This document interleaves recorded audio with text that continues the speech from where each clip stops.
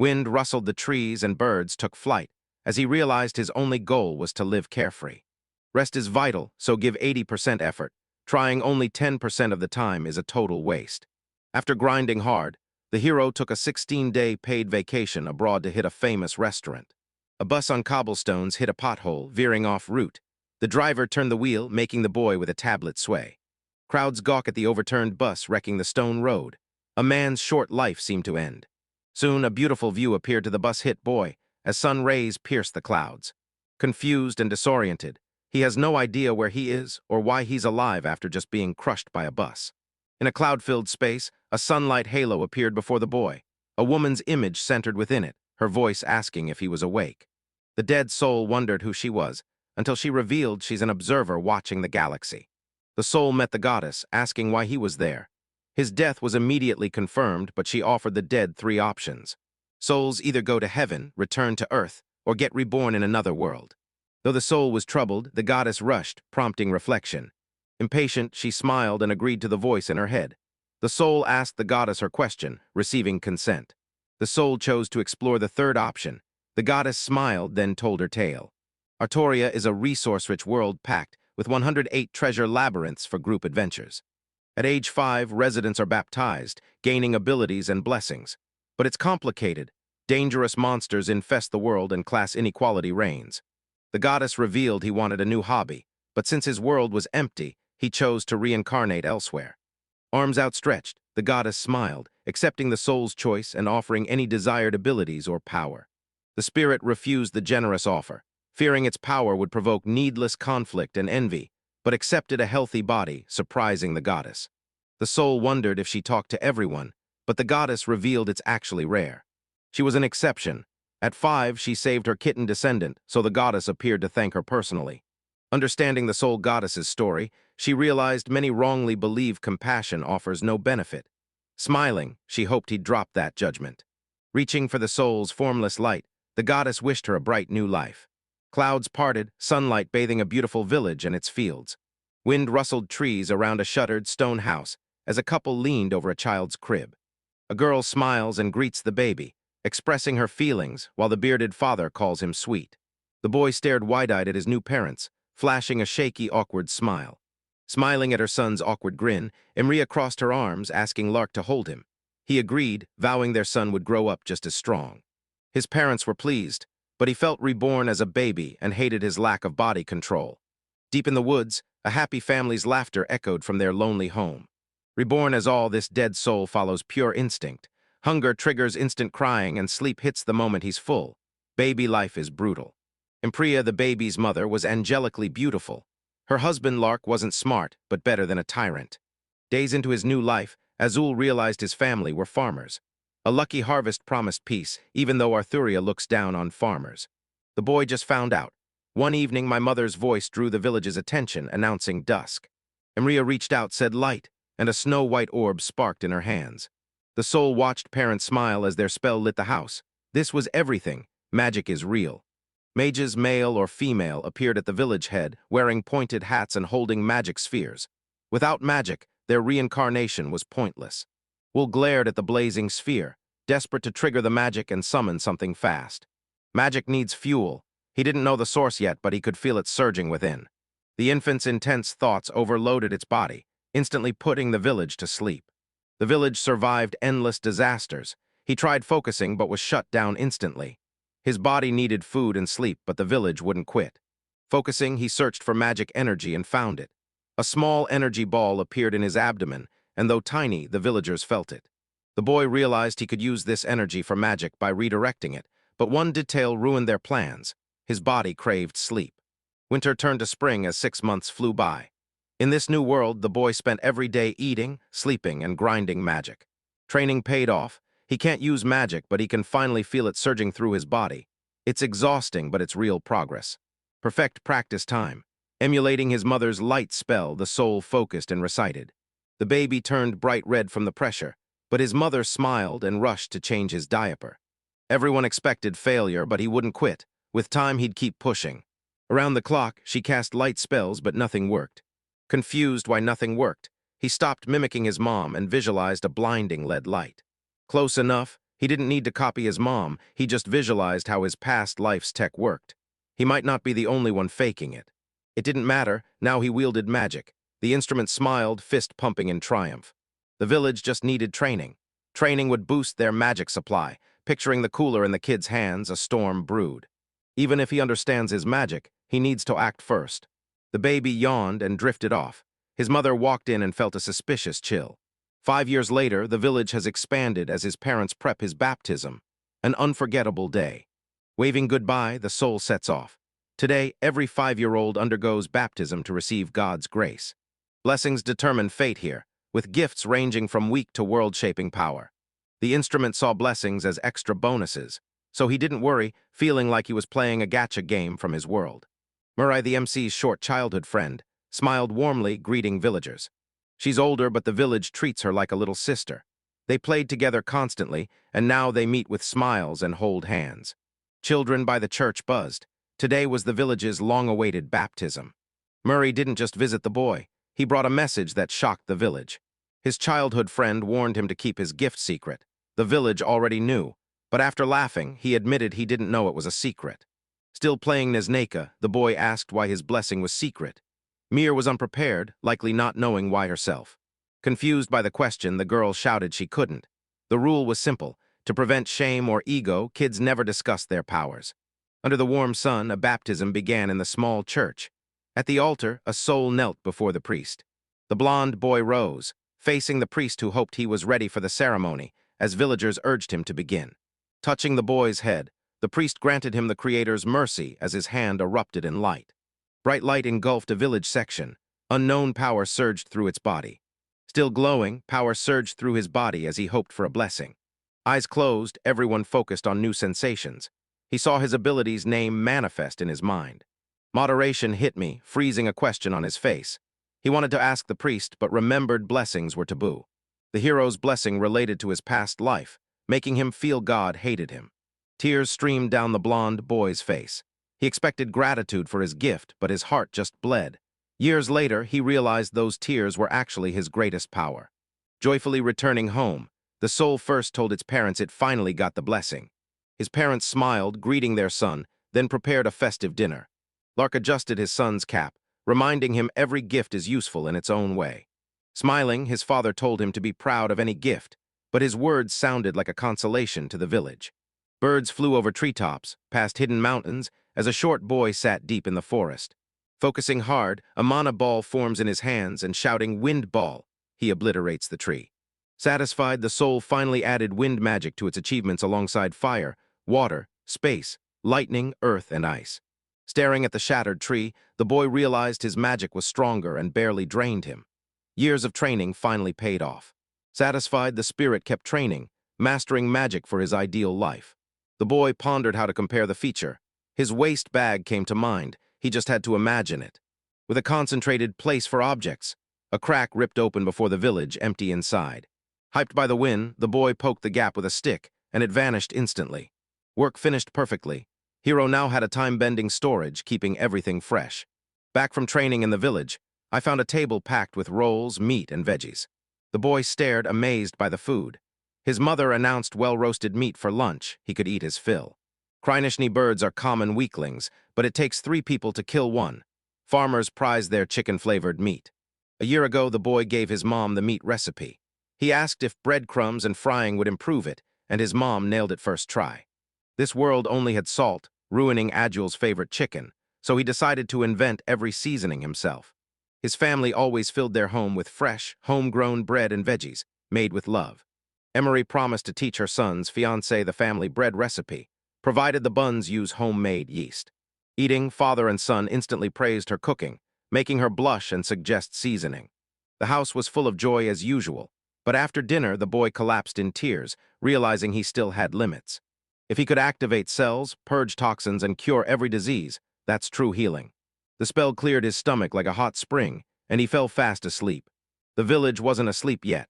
He heard his parents anxiously talk about struggling with crop diseases this year. Behind the door, his parents' worried voices echoed. Null's father decided to hunt monsters for cash, a suicide mission.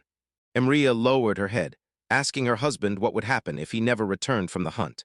Next morning, the villagers gathered in the fields to whisper. It was adult talk, but the boy refused to stay sidelined.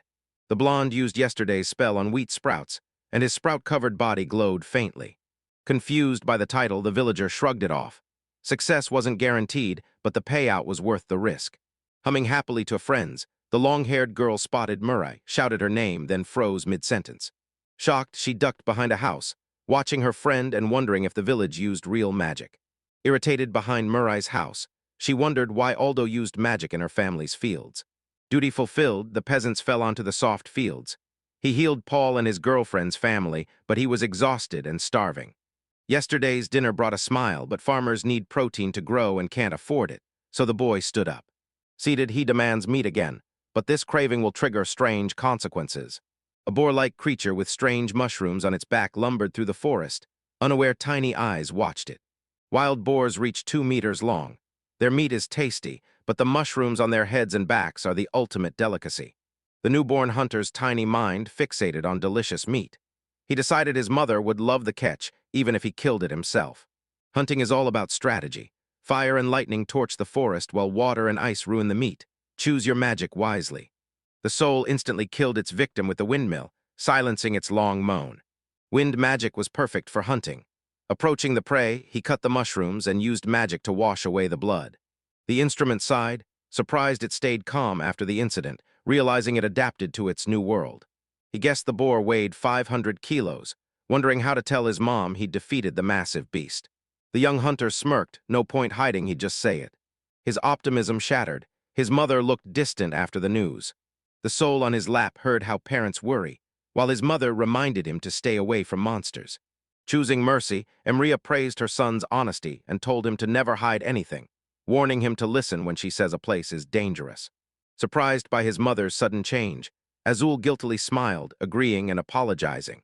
Smiling brightly, Emria tapped her son's nose and told him he scared her, warning him never to do it again. After the talks, she noticed her son's stuff and suggested sorting it. The table overflowed again, starring juicy wild boar dripping onto the plate. Savoring the meal, they confirmed the mushrooms were safe.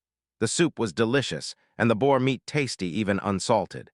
Over dinner, Lark asked when his son learned to cast spells. Before his father asked, the soul said his powers came with the blessing. That answer raised no suspicion, and Lark accepted his son had the blessing. He now had a cover for his magic, but the blessing's true secret remained his alone. First question shut down fast, but talk continued. Dad asked if he liked magic, why he needed it. Stumped by the questions, he decides to use magic to get rich and live the easy life. Laughing at his son's answer, Lark apologized for the questions, then got serious, asking his son to remember. Turning serious, he warned that using strength to hurt others is evil.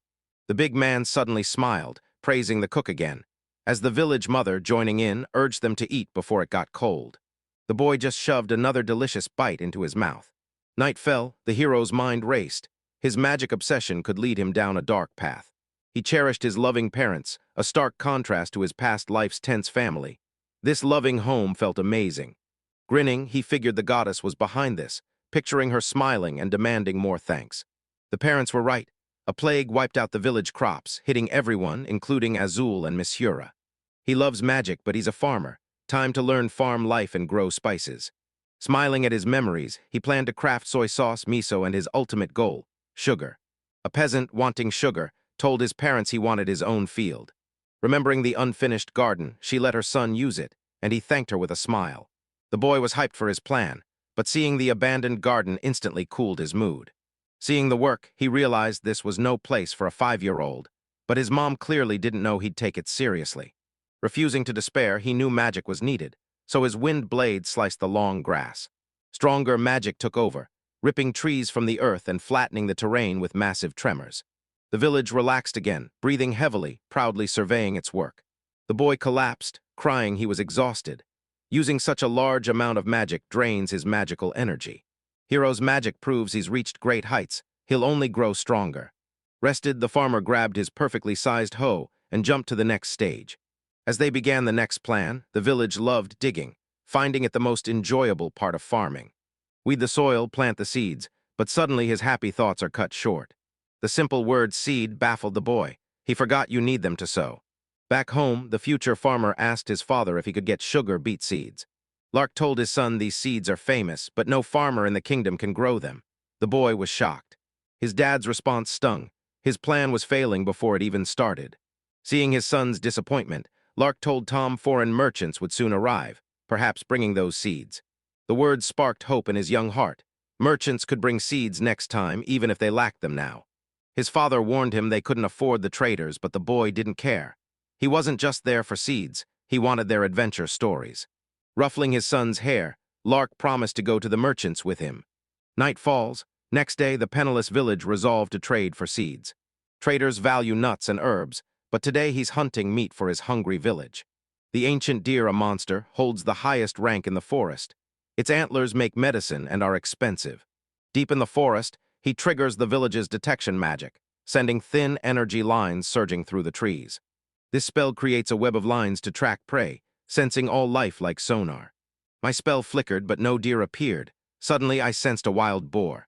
Skipping the search, he rushed the boar first, leaving the deer for later. Wind rustled the trees as a young hunter stalked his oblivious prey deep in the woods. Villagers quickly found the wild boar. The bewildered boy hid behind a tree, seemingly asleep, as the boar lay motionless. To confirm what was happening, one neared the boar. With a few steps, their eyes widened in shock. A massive bear rarely seen here claimed the village's boar. It was a hidden predator. The hidden bear is a vicious, long-bodied mountain beast that levels villages while staying nearly invisible. The bear's busy eating, now's the chance. Hide and strike fast. Bursting from cover, the soul screamed and launched his windbreaker, slicing through every obstacle to hit the target. The bear noticed the boy, shocking him. He crossed his paws, ready for the hit. The bear brushed off the weak strike, making Aosel question its magic resistance as the beast growled over its ruined meal. The monster charges through trees at the boy, but enough distance remains for a solution.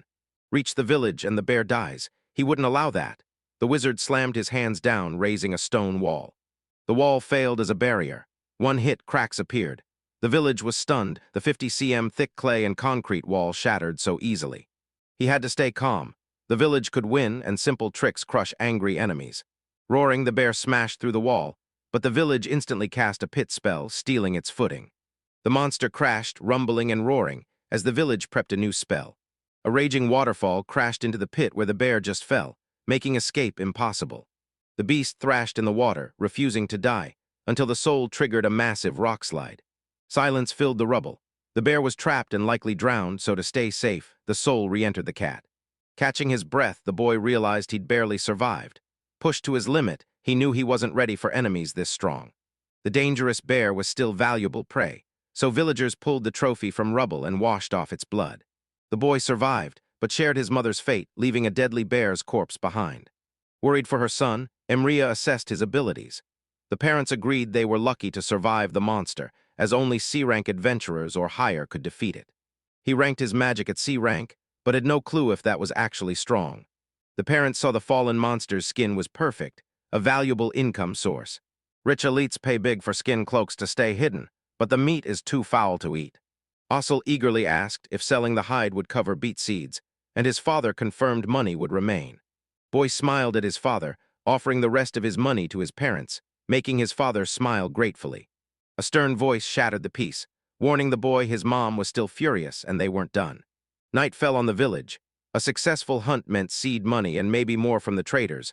Tomorrow couldn't come fast enough. Next morning, a strong storm hit. Bells rang across the village, and villagers already plowed fields. Bells rang as merchants flooded the square.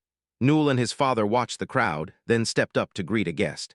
An oddly dressed, long-haired man met an old acquaintance. Their talk immediately turned business, buying seeds and evaluating goods. He looked away, shocked to see the farmer's prey was actually a dead bear on a cart.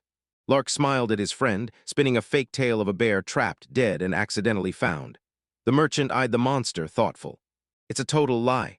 That bear is way too smart for a villager's trap, and we need to find out why. The merchant's gaze fell on the boy. The boy just smiled, unaware of his thoughts. Sensing the boy was strange, the merchant knew he'd snagged rare prey. Monster was too much for the child, merchant wouldn't help. Lark had no other loot targets, so the deal was final. The merchant praised the perfect carcass and offered 100 gold coins for the haul. The village was stunned.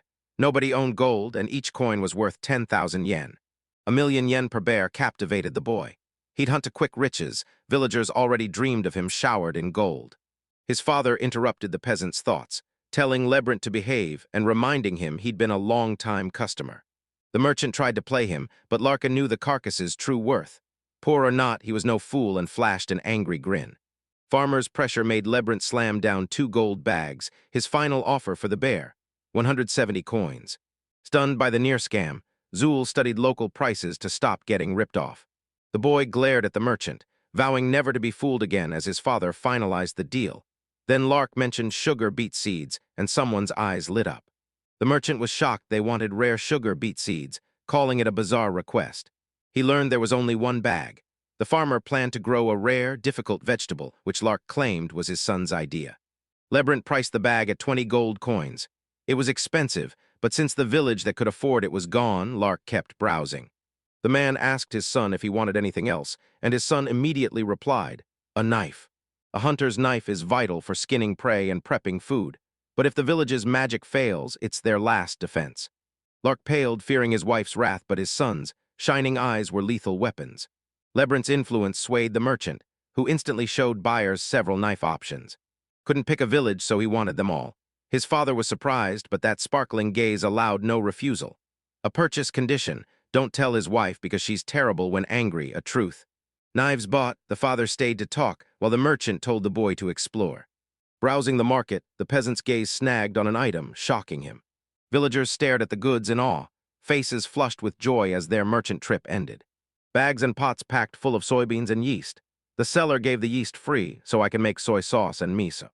Wall thought of the show's highlight and shouted, "Sugar bee." Sugar is expensive, its production a secret. Farmer's only dream. He smiled, remembering even Labyrinth wouldn't sell it. Our hero won't stand for this. He demands every donut, cookie, and muffin. Sugar beet, common root, easy to grow with a few tips.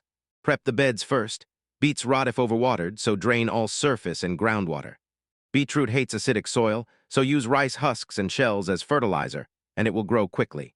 Charging magic in his hands, Duel figured if it exists, he's using it. To accelerate growth, Stool pointed at the dug-up beds, cast a spell, and magic spread through the garden. Sprouts burst from the dirt and shot up. The spell worked, and the beetroot took root instantly. The chair used magic again, making the beet tastier. Next, it addressed the watering issue, arranging a small experiment. A young farmer tested magic water against well water on his beets to see which grew faster. The experiment failed. Too much magic stunts growth, but combining magic with normal methods works better. Cut 3, revised S2. Thinking of sweet treats, he smiled in pure bliss. 9 words, cut 12, final check. Soon, the village would produce high quality. That evening, the farmer family rejoiced over the bare money. It guaranteed their winter survival. With the cash in hand, Lark asked about the trip, and his son eagerly told his mom about his haul. After the story, the woman demanded if her son bought more than seeds, her eyes glimmering suspiciously. The boy paled and mumbled excuses, but his father handed him over, telling his wife about the 4 knives. But his father couldn't keep silent, nor could he think. An angry, persistent voice yelled the soul and Lark's names. Her smile looked angelic, but her voice dripped with rage. He dropped to his knees and begged for mercy. All showed his childhood friend the merchant beans. His friend curiously eyed the strange legumes. Miri asked what he held, and he explained they were soybeans, tasty snacks that last forever. Soak soybeans, boil until soft, drain, mash, then mix with yeast and salt. Once finished, the mass sits until evening while Murray's watches in awe of his skills. The village magically heated the room to 60 degrees, or the process postpones 2 weeks. Intrigued by his plan, Murray's questions caught the boy off guard. Flailing her arms, the girl recounted how peasants' hands glowed in her family's field, then and now. Stunned by the pressure, the boy realized he'd been spotted and cursed his carelessness. Children are easy to sway. Someone mentioned forest flowers, and Mir instantly forgot the boy's shiny hands. The wizard led his girlfriend to the forest flower field. Feeling guilty but too lazy to explain, he just apologized to himself. That night, 2 kids next door opened a pot, revealing a thick brown mass, miso. A chill mixed his dish, claiming the recipe needed refining, but it turned out well for a first try. Mir questioned its edibility. She'd never seen anything like it. He sautéed the mixture with veggies and gave his girlfriend a taste. She grimaced at the new food, but one bite lit up her face instantly. Wonder filled her eyes. What she tasted was incredibly delicious. Her reaction amused him. Azul gave half the harvest to his girlfriend, telling her to make soup, marinate meat, or fry it with fish. Leaving Myril, the young man pondered. His first seasoning was miso. More ingredients mean tastier seasonings. With soy ready and sugar coming, he can brew soy sauce for teriyaki, but that's still a distant dream. Teriyaki needs sugar and mirin. Sugar's handled, but mirin's still a mystery. Mirin is just sweet cooking wine, so swap it for alcohol or honey. Honey's the easiest to find. Forest honey is an option, but night makes searching risky. Still, the village's goals won't wait. It seemed like a normal morning as everyone gathered downstairs, and he sleepily greeted them. His mom greeted him joyfully, but her eyes held a sickly gleam and his dad looked off. The boy noticed his mom slept very well, saying it was 'cause her favorite son went to bed early. Emre forces her son to bed early. He must be exhausted. His mom looks stunning compared to him, likely from her new makeup, and his exhausted father's reaction says everything. Cosmetics were impossible, no bathtub in this house. Bathtub, the word crushed him. After morning routines, Stool planned to build a bath today. Azula hadn't considered a bathhouse, a mystery since no one in the village had one, but she still needed a clear plan. They used a wooden base for a massive, comfy tub, and the thought of soaking made him grin with satisfaction. The tool with a plan infused itself with magic, chopped trees with wind, dug a pit with earth magic, built a frame, then walls and a ceiling. The bath is finally finished, and it's perfect. The young master dug a drainage channel and used magic to keep the wood from rotting. The village built a hall with a changing room, though it only held a wardrobe, carpet, and towels. Admiring his work, he knew magic moved too fast and might cause trouble later, but right now, he didn't care. His admiration for the structure shattered when a voice asked, "What's that shack?" Emria and Lark arrive to see what their son is working on. The father asked if the village built this place, confirmed he admired his son's talent. The mother noticed, asking to see inside. The new tub gleamed. Lark recognized it instantly, fueling his father's suspicion by claiming the Holy Father told him about it. He kicked his parents from the hut, eager to finally wash, then calmly sank into the warm water. The steaming bath felt like a rebirth, worth every second. Suddenly, an excited voice shattered the silence. Lark and Emria entered the luxurious bathroom. Shocked farm life brought them here. Cannot rephrase text with nudity or minor intimate situations. I can rewrite neutrally. Ignoring his fake outrage, the adults dragged their upset son into the bath as one family, draining all the hot water. Soaking in the heat, Lark's fatigue vanished as Emria agreed they should do this every day. The woman questioned her son, her voice threatening, her sinister smile making the boy tense. The boy froze in panic, but his mother's terrifying smile proved the hunt for the hidden bear was still on. To avoid trouble, I told his parents they could arrange occasional swim days. He gave his son a gentle smile. Maria told him his father, and she loved him deeply. The words made the boy blush. Back home, exhausted and bath hot, his face was tomato red. The boy collapsed in bed while his parents caught a second wind, whispering sweet words. Macria wished her son good night, urged him to sleep fast, and he replied he was already sleepy after his bath. Next morning, Emre beamed with joy, her skin smoother than ever. The trolls suspected he was missing out on something good, but the tired father's look raised doubts. Near the village forest, a white-haired boy watched the insects curiously. Definitely bees. The boy's face twisted, a strange mix of joy and displeasure. He found them, but he wasn't satisfied. The long hunt finally led to the hive, and where there's a hive, there's honey. The bees were larger than his worlds, but honey consumed the woolly creature, who lost all control of his thoughts and expressions. The boy trapped the bees in a square barrier and blasted them with a fireball to survive. He trapped the bees in the fire and waited for the magician's plan to work. Bees fell motionless, suffocated by smoke, dying instantly. Ossel neared the bees, but saw they were massive monsters, not just bees, so he needed caution. Strange noises echoed behind him. He spun around as a massive hornet charged his face. One bee survived. Larger than the others, she could be their queen. The boy timidly eyed the insect, yet dropped his guard. The bee hovered until its strength failed, dropping to the ground as the boy's heart tightened. He did it for honey, now he feels like a monster. A faint cry for help echoed in his head, snapping his eyes open. He felt guilt seeing the weak uterus wondering its message. His conscience already spoke, but he must fight the strong, not the weak. The soul cast healing magic, and the bee fluttered up, circling the boy in thanks. Smiling at the flying insect, the young wizard was relieved it recovered. He'd caused its injury. A bee suddenly lands on his shoulder, hitching a ride. The soul asked the insect if it wanted to join, and it energetically nodded. The wolf paused, thinking, if Mom spots a bee, she'll snap unless he suggests a plan. The boy eyed the bee, Give honey sometimes and you can come along. She nodded eagerly, and the boy thanked his new friend, glad to meet her. Trust instantly sparked.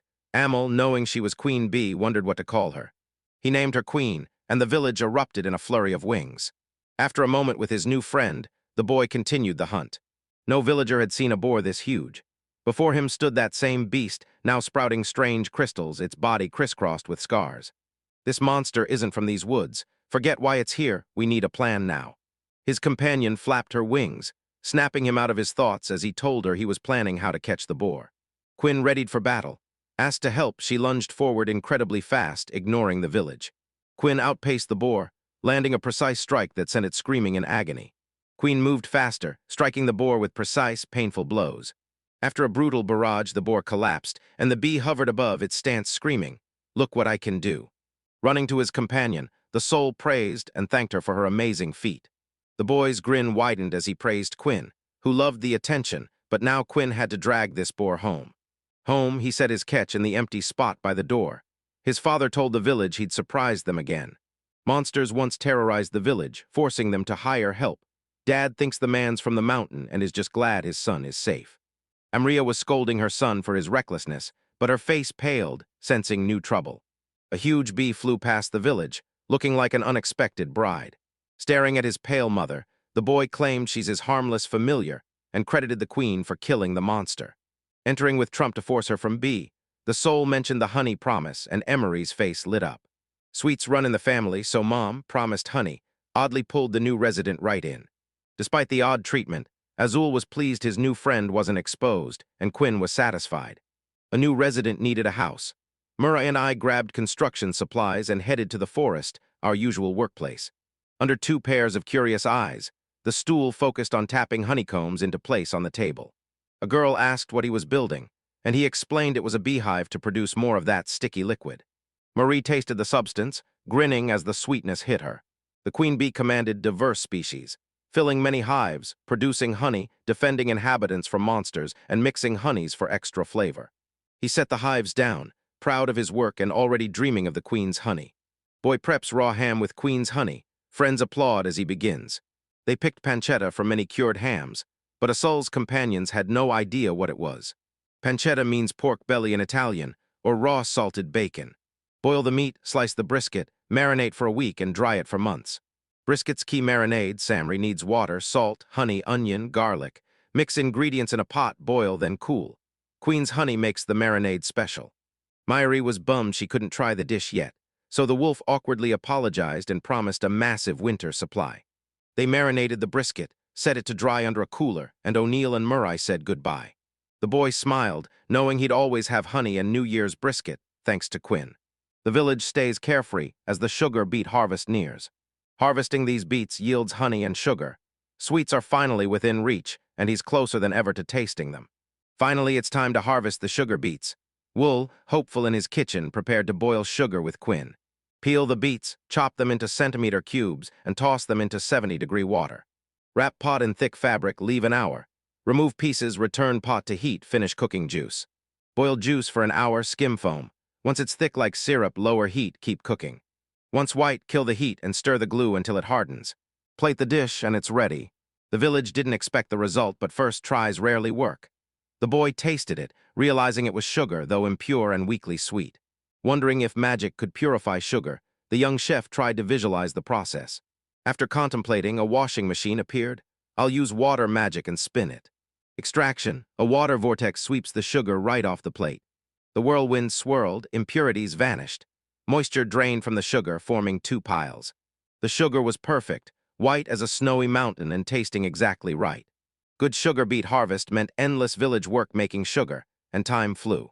At his secluded workshop, a pile of clay pots appeared in the empty square. Jars held sugar, but the village's prep made the taste better, brighter. These supplies last him until next year. After winter, he'll plant the leftover beet seeds to triple his next harvest. The village finally had sugar and honey for sweets. One step closer to his dream, he grinned with joy. The chef got to work, starting simple by prepping dough and firing up the oven. Soon, Null ran to his parents with his dishes. He didn't reveal what he made, but he just wanted to please them. Parents rejoiced at their son's words, embracing their wonderful boy. Surprised, the parents eagerly grabbed their son's round dough creations, biting down to a simultaneous crunch. Stunned by the results, his parents stared with glowing eyes, but the mother calling him a boy felt strangely off. Her smile looked terrifying, but she instantly blamed it on cookies. Maria smiled and asked if he was finished. Then her son said he'd sell the goods to Mr. Lebrand. A woman screams, warning, "Don't do this or a fierce battle begins." Mom shamelessly stuffed her face with dough, promising to handle the rest as Sue fumed. Maria asked her son how he found the recipe, but he awkwardly smiled, lying it was a goddess's blessing requiring respect. Cookies vanished fast, and selling hopes died with them. Mom devoured all 50 cookies Al mentioned, proving he underestimated a woman's sweet tooth. She's happy, but the memory still haunts me. The merchants return, and the boy shows Labyrinth his sugar beet creations to hook his interest. Labyrinth held the sugar, amazed by its whiteness, and instantly understood the honey. Essel didn't know his forest kills were killer bees, but they were. Labyrinth immediately used his trading skills, asking what his new colleague would sell. The colleague replied he had 20 cans of sugar and 10 barrels of honey. The merchant flashed a faint smile and casually agreed to buy everything, catching everyone off guard. Labyrinth priced goods, 5 gold for sugar, 4 for honey. He'd pay an extra 5 silver for quality sugar. Andal, stunned by the price, again dreamed of vast wealth, seeing gold as money from his old life. The boy stared down the merchant and asked if he was joking, stunning him. Labyrinth smiled, shrugging. He knew he couldn't fool Lark, so he raised honey and sugar prices. The villagers found a way to manipulate the merchant. Lebrand was always a good man, so he should be grateful for these goods. Boy thanked man for the deal, handed a basket, calling it a bonus for their cooperation. Spotting something strange, the merchant questioned the peasants. They revealed it was his sugar cookie. He bit it, and a crunch echoed. The sweet flavor stunned the merchant. He asked if the boy baked it, and the kid confirmed it. The weak response to the truth confused the village, catching him completely off guard. A good trader, Brent offered his new partner 1 gold coin per cookie basket, if any were left. The price stunned him. Honey and sugar were expensive, but this much for 1 cookie was insane. Awkwardly smiling, the goblin said he had 1 basket left. They quickly offered to buy it, asking him to wait for the count. Sparing the merchant calculations, the boy quickly named the price. He'd counted his profit so often he knew the exact amount. The captive's forced smile was so obvious the merchant grew suspicious. Handing over the gold, the man cut to the chase and offered him a job. Shocked by the offer, the young man, a poor peasant, said he couldn't dream of it and politely declined. Watching the village fade, the hatted man knew no peasant earns 230 gold in a single deal. The man was confident this child would face future struggles. The mayor collapsed with a fever, her instrument waiting by her bedside. Burning with fever, she still apologized for him sitting with her, but he didn't mind. Her parents were away, and he couldn't leave her sick. Pitying the pale girl, the soul told her to rest and hydrate. She agreed as the sun slowly crossed the sky. Ray, fever-weakened, fell asleep. The village pounced. I rose, looked around, no one. The boy touched his friend's face. Healing light enveloped the girl, normalizing her breathing and calming her sleep. By morning, her fever breaks and Murray will smile again. Tucking her in, he prays for a fast recovery. Every child in the village is sick with fever and weakness. The cause is hygiene, but adults use magic to stay clean. They need soap, no magic, but here it's expensive, useless, and stinks from fat. While waiting for morning, the village crafted soap as Quinn shadowed him everywhere. Boy wanted pleasant soap, chose flowers, but was unsure which. Searching for a hint, he saw the queens and knew. He's found a flower expert, the queen, who knows them better than anyone. He and his familiar plant a tree with snow-white flowers. Captivated, he instantly recognized them as camellias. Wasting no time, the boy gathered fallen seeds to plant chameleon trees at home. The bees will love them, and his yard will instantly come to life. Can't assist with that request, but I can rewrite it without graphic details. 1 liter of chameleon oil takes 3 kilos of seeds, so he better stock up to grow chameleotrips. Making chameleon oil is simple. Spread seeds in sun to dry, leave them all day. Steam the seeds for 15 minutes to prep them, then use magic to strip the husks. A press extracts oil. Hammer a wedge to transfer pressure to the mortar, releasing oil from seeds. Filter the oil to remove residues. The clear chameleon oil is ready, with a smooth texture and wonderful scent. Add potassium hydroxide to the oil, made by mixing calcium hydroxide and potassium carbonate. Burn garden weeds and mix the ash with water. Let impurities float. The sediment at the bottom is potassium carbonate. Labyrinth sold the village quicklime. Add it to water for calcium hydroxide. Mix that for potassium hydroxide, then add chameleo oil for the soap base. The soap base smelled incredible, so he prepped a wooden mold for the final pour. Crafting various soaps, he tested them in his bath. The room smelled great, the soap lathered well, and he knew he could sell it. Bathing with her son, Emria noticed unfamiliar soap.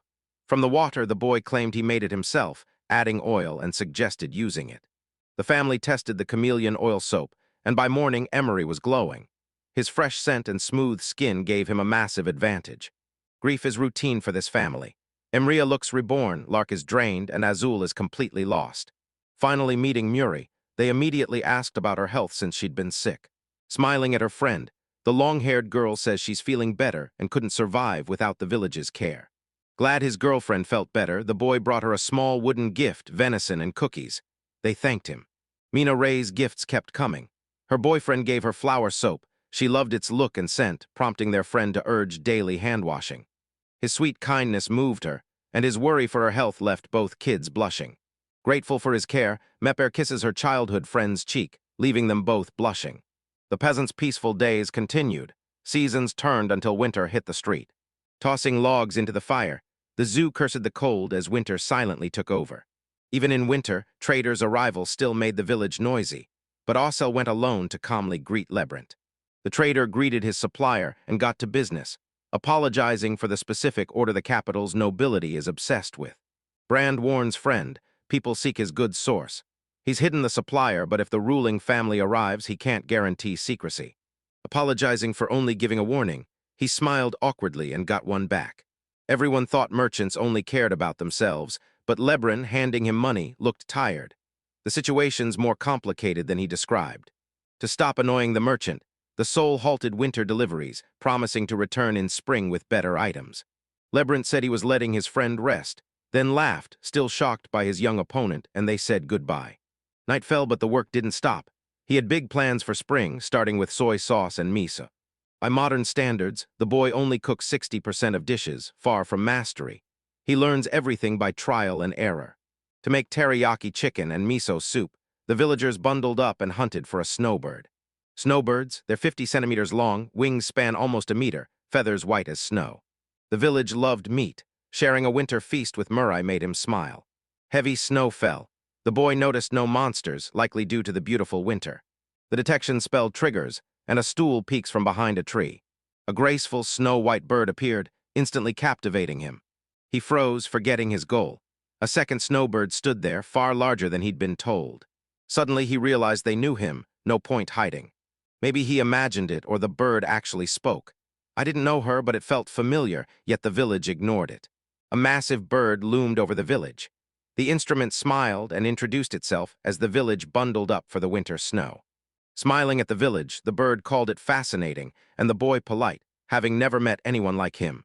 Her soul realizing intelligent beings truly existed. Crested birds spread wings, swayed heads as a powerful aura surged, and the soul instantly knew their overwhelming power. Fearing one mistake meant death, the instrument froze. The bird smiled, sensing the village's anxiety but telling him he was safe. An instrument and bird stood in snowy trees. The village called it snowy, but the bird snapped back, "Wrong, I represent Luke," forcing the village to question its origin. Blushing, the peasant nervously called the bird a myth. Staring him down, she agreed she was one of them. Hula's face dripped sweat. He nervously smiled, glad he didn't attack the bird. Ahol then told the bird he knew it instantly. Raising his hand, the man stepped aside with a smile and left. Finally at peace, the bird closed its eyes. The instrument started to leave, but froze, nervous, as the bird turned and demanded it stop, snow still blanketing the ground and branches. Sweating, Asul offered his help. The bird sensed an ancient power in the village and told him he still had much to learn about himself. The bird spread its wings again, declaring interest in the village and promising to watch over it. As the instrument stood aside, face red, jaw dropped in surprise. A mouth split the village's face, demanding answers. The bird glared, asking if the village had a problem. The town broke into a cold sweat. The instrument lowered its head, saying the bird could do what it wanted, but it was nothing special. The bird lifted its head, replying it would decide for itself. Snow kept falling on the ground and branches. The bird spread its wings, shrinking to stay hidden and demanding a cute nickname. The fool smiled at its pure hype. The tool nervously offered the bird the name Haku. The bird eyed the village. Silence fell. Then it laughed, declaring the village picked a good name. The bird shrank onto a villager's shoulder and named itself Haku as the soul watched awkwardly. The village urged them home. The bird smiled, eager to see what human kids were doing. Tool walked with Hakkus on his shoulder, warning him to stay silent in public. Hakkus agreed to act like a normal bird. Alu and Haku were home when the village warned, "He's back." A huge bee suspiciously neared Haku, glaring. Haku stared in fear, sweat dripping. The bee reached the village to reveal its guests, but Kull panicked, waving his hands and claiming it was all a mistake. Haku approached the bee, they locked eyes. A soul noticed, shocked. The bee hovered before Haku, locked in a silent stare. A nervous soul watched, wondering if this was how they talked. The bee flew away from Haku, who closed his eyes, shaking his fist wildly, face reddening as he watched. Haku told the instrument he'd settled things with Bee, and they were finally becoming friends. The village rejoiced while a fire crackled in the hearth. Haku saw a village bee acting wild. It flew to him, startling him, yet he called it cute while standing near the boys, eyes closed. Snow fell as villagers grew suspicious of Haku. Then the sun broke over the frozen trees. By the plowed field street, market carts sold clothes, drawing curious locals to browse. Two fools walked through Mir and greeted Labyrinth. He smiled back, noting it had been a long time. The boys had grown a lot over the winter. Labyrinth's crew noted the market slow in winter, but spring picks up. Myril displayed many dishes, explaining the village prepares delicious food. Someone got confused. The instrument had no food, but suddenly a capped bottle appeared, glowing with strange magic. LeBron and Mir eagerly examined the liquid bottle. Mir marveled at its beautiful, rare glass, LeBron confirming its authenticity, wondering if the Lee tool could reveal its contents. Dripping liquid on his hand, the duelist stunned Labyrinth and Mary, explaining he accidentally discovered it while trying to brew a healing potion. A.O. told Murray to be patient, then pressed the bottle's liquid to her face. Murray was surprised by the village's actions. The liquid soaked into Myril's skin, and as she stared in shock, her face began to glow. The local called it a lotion that moisturizes, smooths, and radiates skin. Labyrinth grabbed the bottle, amazed the village created something incredible. Any woman would love such a product. He grinned awkwardly, asking Labyrinth to guess the price. Labyrinth rubbed his chin as the group decided to sell 100 bottles and stop. Labyrinth grinned and accepted the deal, knowing the village feared the cost, as his soul smiled back against a plowed field. Waving Labyrinth goodbye from the shops, one boy flashed a coin pouch, pleased with 10 gold for the bottle and more profit to come. In the forest, Mew raised her hand, declaring they'd keep learning, but Nools smiled, suggesting they gather potatoes. The boys land in a forest potato field. Myril swings sticks while Ul picks veggies, feeling safe since he's already made every decision. 2 months pass. The village buzzes as crowds gather, discussing the sudden influx of aristocrats, while one figure nervously stares ahead. Sweating, Labyrinth waved nervously at the village. Aristocrats waited at the gates with carriages, backed by the wild forest and mountains. Sewall frowned, sweat dripping, knowing Labyrinth caved to noble pressure, bringing them for his products. He had to leave fast to avoid suspicion. Labyrinth spread his arms and smiled, apologizing for the delay while promising the captivated crowd plenty of goods. Residents began to whisper Labyrinth ignored events. What next? Sweat poured down LeBron's face. Glancing nervously, he said a gentleman wanted the item seller, but warned the man was a mystery and impossible to find. Thinking Labyrinth covered for him, the instrument played dumb, raising his hand with a smile to say his mom needed soybeans as Labyrinth arrived. Labyrinth nervously eyed the village, smiling as he mentioned the long wait. He thanked them for their business, and a villager forced a shaky smile back. Silence fell as the girl stepped out, calling for Labyrinth. He and the instrument grew tense. Girl exited carriage, offering child's info. Labyrinth nervously dismissed Asul as just a village boy, but Asul admired her, realizing she was Mrs. Moore. At Chull, he pictured a grand castle. He thought Mrs. Moore married the count who owned the land. She's also a clever, powerful sorceress and lives up to her status. The device scanned her bottles, proving she followed every trend. This lotion lured her here, and now she's leaning in to ask him about soy. The man lifted the bag, smiling, said his mom would make soy sauce. Behind the village lay a forest and plowed fields. Sweat broke out on his face as he realized he'd blurted it out without thinking. Labyrinth stood by the woman, sweat beading his face. He nervously smiled, explaining pasta came from these beans. Mrs. Moore's face darkened. She glared at Labyrinth and told him to stop interfering with the kid.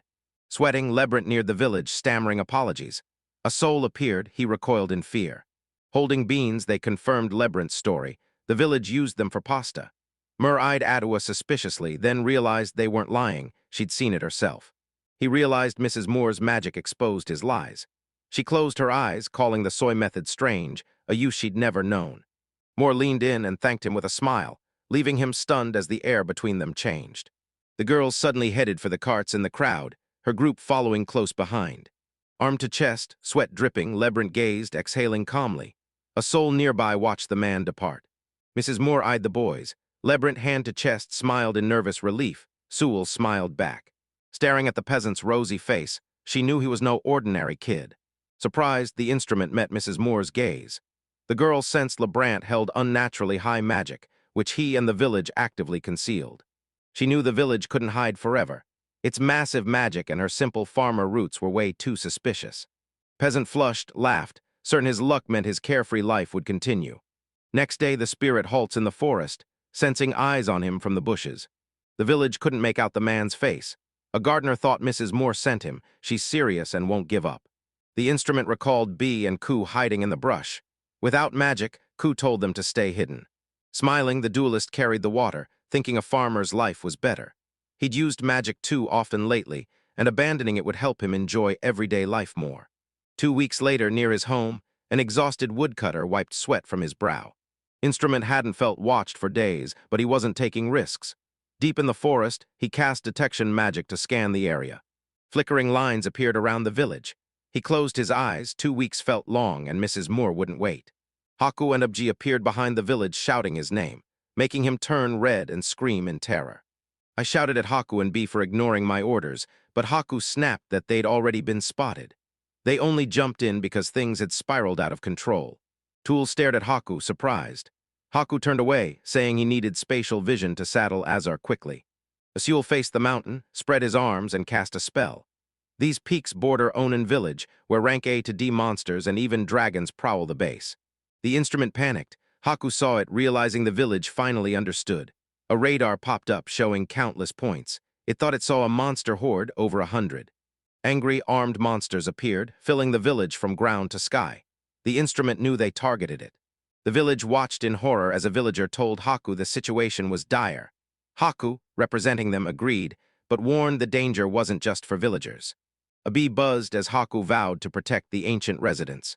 The village prepared for defense while the ruler sweated, listening nervously to Haku's plan. The instrument couldn't handle the monster horde. Haku imagined darkness over the village, yet said it would cope, or else be wiped out, leaving only gloom. One man steeled himself as Haku saw the village's fire. Time was short. The enemy was coming, and the village had to go all out. The instrument burst from the forest, vowing everything. Haku and the bee flew opposite. Haku replied, then no goodbyes. Back home, the tool worked, knowing Haku and bee would save the villages while it handled another mission. The stool forced the door open, then ran inside screaming for its parents. The parents stood stunned by their son's return as villagers screamed about a monster horde charging from the sacred mountain. If they didn't stop them, the village was doomed. Sweat trickled down the parents' faces. They stared at their son, knowing the village wasn't joking. Villagers screamed it wasn't a joke, demanding immediate evacuation as the father watched in terror. The elder frowned, declaring it urgent, but someone cut him off, yelling they'd go to the village and mom and dad must leave. The instrument apologized and bolted from home, leaving his terrified parents screaming his name. The instrument fled home, eyes shut, desperate for parents' forgiveness, knowing their fury was certain, but it had no choice. The village sat on a hill. Kull stared, imagining a fire. While parents evacuated the village, he knew he had to act. Raising his hands, Kull unleashed a spell. The instrument raised its hands. Then a huge sky explosion erupted, and magic poured from the village's hands. The magic died. He spun around, realizing Moore's subordinate would definitely notice the blast. The instrument eyed the mountains where a monster horde charged, kicking up dust. Looking closer, it saw a horde of snarling, armed monsters charging in. Clumsy saw many fierce monsters, all alike and crazy, fleeing something down the hill. Recalling the mountain monsters, the instrument realized they shared a motive. Spreading its arms, it knew magic was the only way to save the village. Errol raised his hand, casting a spell. A tornado erupted from his hand, tearing skyward. Fir trees sprouted around the village. Villagers raised their hands, summoning a razor tornado that shredded the approaching monsters. The instrument cast spells. Wind gusts attacked monsters, their parts and armor fell. Sweat poured down Tula's face as he gasped for air. Before the village, his loyal monsters lay with severed limbs. Sweat ran down his calm face. Breathing heavily, he eyed the monsters. Then the calm man closed one eye, saying he'd dealt with the first group. Monster corpses littered the village as he braced for the next horde charging over the dusty hill. Sweaty and exhausted, Julov saw too many monsters. He knew he'd lose if attacks continued. Asul tensed, hand glowing with power. No time to complain, he roared, unleashing his ultimate spell. The instrument gripped his hand as he cast Thunderclap.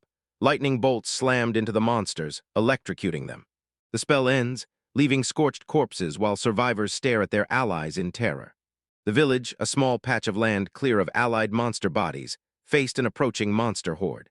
Drenched in sweat, he summoned another thunder strike, instantly blasting the monster horde with lightning. Outside the village, a field strewn with charred monster bodies. In the distance, terrifying monsters approached, some armed. Sweat soaked the fighter's face as he scanned the monster corpses, proud of his work, until armed monsters swarmed the field. The village collapsed, a large stone nearby. Asua slumped, head bowed, admitting he had no strength left. Terror gripped the peasant as a monster's roar shook the ground. The tool lay on the ground. It raised its head, facing a huge dinosaur. The monster roared, scanning its surroundings. Behind it, at the dinosaur's feet, stood other creepy creatures. Horrified, he realized this was a high-ranked imperial dinosaur, an extinct beast capable of leveling an entire village.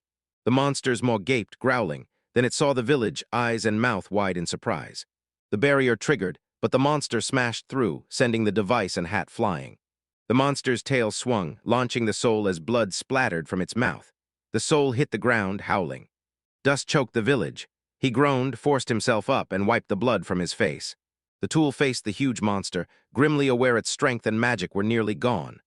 Thunder strikes drained all power, and its magic might fail on the dinosaur, meaning certain death. Paul rushed the village with dinosaur claws to attack again, leaving the plumber terrified of the beast. Dinosaurs attacked instantly. The device watched as Claude Paul knew he couldn't dodge.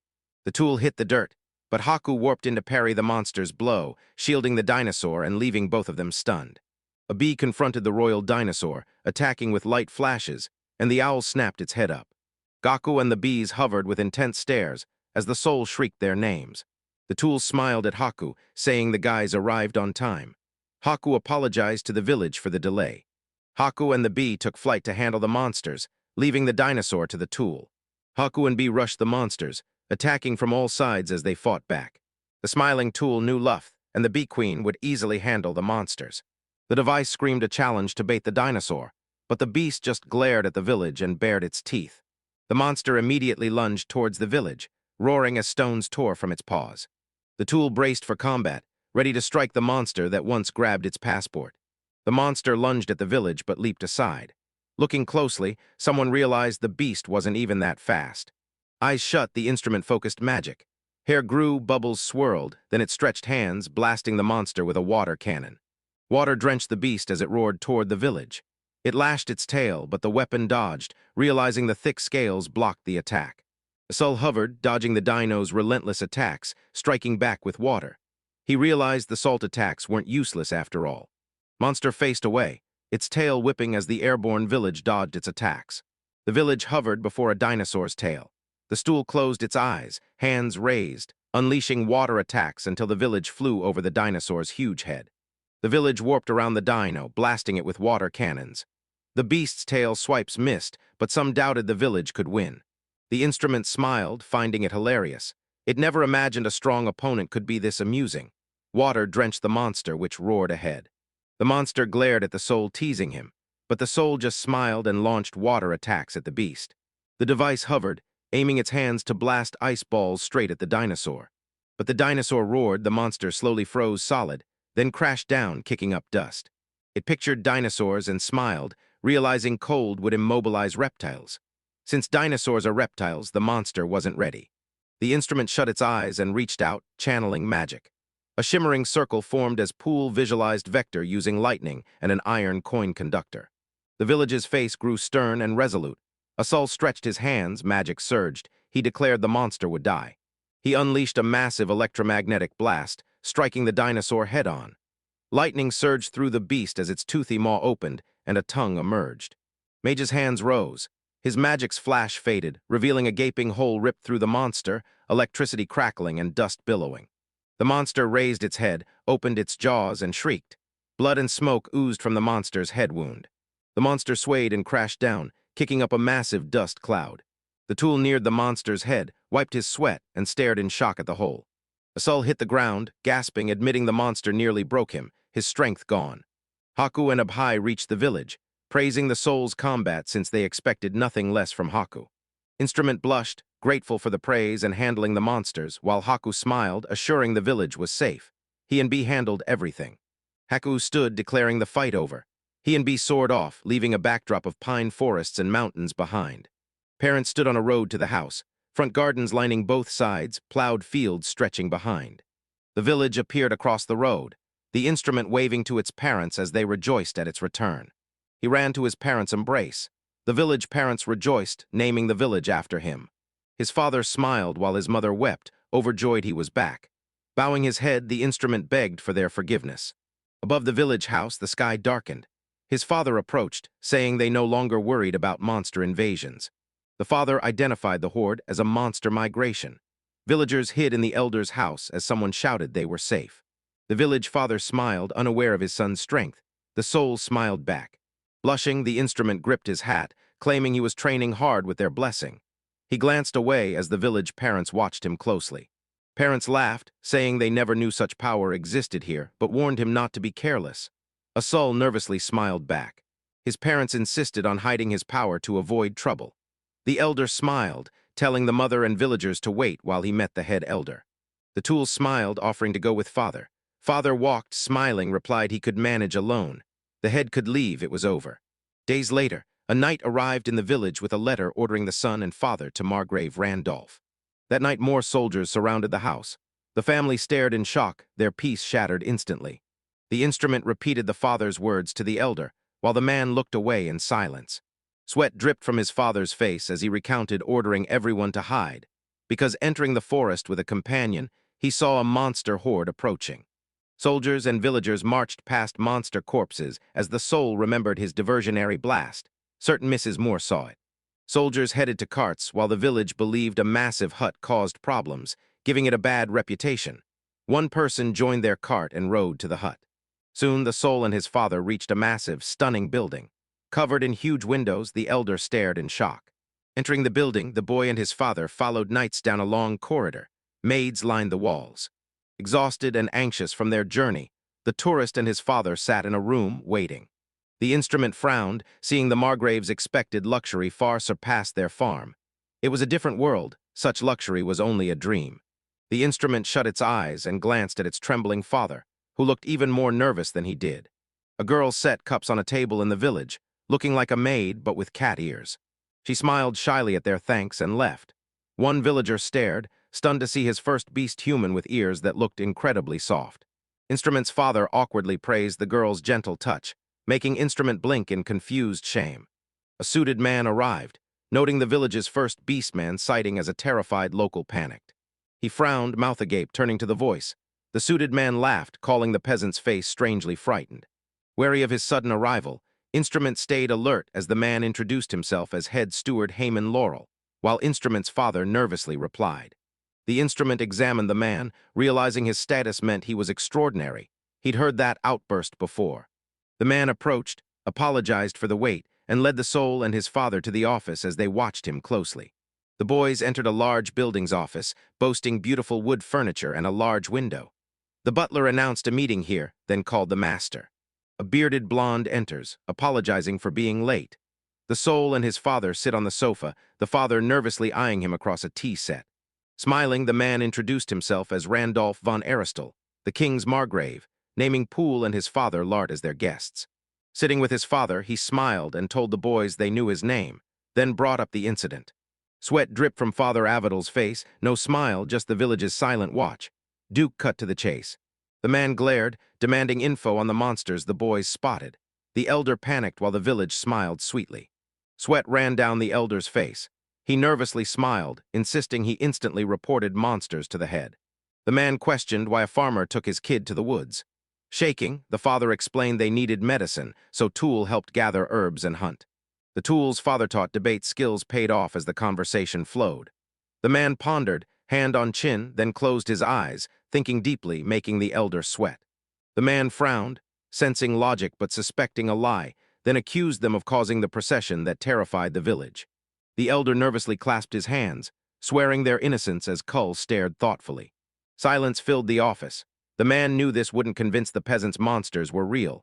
The farmer's son was suspiciously calm. He was hiding something. Man pictured a monster battlefield, claimed no injuries, but the mage examining the field confirmed lightning magic. Stunned, the father looked at his son and fell silent, listening to the man's story. The instrument turned away, closed one eye, hoping his father wouldn't stare so openly. Glaring at the village, he claimed he'd fought a legendary mage, but the silent locals only reminded him of Mer's story about a strange child. Blushing hard, the instrument hung its head and admitted it was too terrified to remember anything. The man pointed to the elder's house. Suspicious everyone hid there that day, but the village was unseen. The man eyed the village, suspecting a lie. The village grew nervous. They needed to pressure him more. The instrument replied he was so scared he hid from everyone. Folding his arms, the man claimed the village was in the forest during the monster's attack. Sweating, the soul stared back anxiously. The tool wouldn't meet his eyes, clearly hiding something. He then glared at the village, accusing it of secrets, terrifying them. The instrument's eyes dimmed. Fighting monsters was easier than this interrogation, so it needed an escape as its father sweated and fainted. Tool pressed his eye, sweat poured, his quiet life was over. Then the door burst open, a woman's voice shouted Randolph. It was Mrs. Moore. Her hair down, she wore a beautiful dress. Miss Karina exuded an unusual aura. The hostess told Randolph to explain what was happening. A terrified instrument stood before him, eyes wide, realizing Mrs. Moore had entered the office. Frowning, the man looked at Mrs. Moore and called the girl's name. The instrument sat on the sofa watching her. Mrs. Moore glared at him. The man smiled, claiming they were just talking. Moore darkened. She faced the man, ordering him to shut up. Guilt-stricken, the man bowed and promised to obey, leaving the soul gaping in shock. Mur pointed in his face, barking that he couldn't pressure the kid. Sweating bullets, he scrambled for excuses. Frowning deeper, she poked his nose, snapping, "I told you to check everything, not trust your gut." Someone watched nervously, arms crossed. Moore's grim face twisted into a wicked smile, declaring he deserved punishment and she'd crush him. She stomped the man as he screamed in pleasure, while his son and father watched in horror. Mur smiled, apologizing to the stool and its father, a Margrave's habit, then pondered, still stepping on the man's face. Looming over the Margrave, the sea smiled and offered tea to forget the fight. The soul stared back, terrified. Tea poured into mugs. Mur voiced lingering questions from the monster attack. Someone agreed with hands on knees, and the elder stared blankly, then smiled. Death entered the village, claiming he could cast spells. A man squinted, saying he knew a few tricks. One girl smiled thoughtfully while another grew suspicious. Girl drank her cup. Assistant held a cookie, eyeing the others. He thought she knew he stopped the monsters, but she didn't tell the Margrave. He didn't understand what Mur meant. The tool bit into the song, but panicked when Mrs. Moore praised the cookies. Moore, eyeing the cups, explained these capital sweets are a sensation but rare, surprising someone. She reached the village smiling, demanding someone bake cookies for her family while the locals watched in terror. The instrument turned red. He saw Mura's smile, understood everything. She'd overlook his fighting, but he'd bake her cookies. Thinking Mur exposed him, the idiot raised his hands and laughed, saying Mr. Lebrander also hated the raw cookies. The instrument turned red, smiled, said this cookie is tough to bake, then thought it wouldn't bake many. The merchant smiled, hinting a buyer might purchase the cook's cookies in bulk. The instrument frowned, then nervously smiled, saying to ask Mr. Lebrand about the man. It thought it understood everything. Closing its eyes, the soul decided to hunt for the cookie recipe. Mura grinned wickedly. She told the village Lebrand didn't know the baker, but how did they find out someone had the recipe? Moore said if anyone knows that person, Lebrand's hiding his identity. He paled, looked away, and grew more nervous. He pictured her holding his head and realized he was trapped. Now he's her puppet, and she's scarier than any Margrave. Mur approached the village, smiling, and offered friendship. Sweating, the village replied, only for such an offer. The soul grinned wider, clutching his head as the girl hoped their friendship would last forever. Instrument and father sat on the couch, Mur opposite. Instrument snapped its father back, and they resumed their talk. Thinking of Miss Moore, the instrument prioritized their bond, sending her every new creation to keep their partnership alive.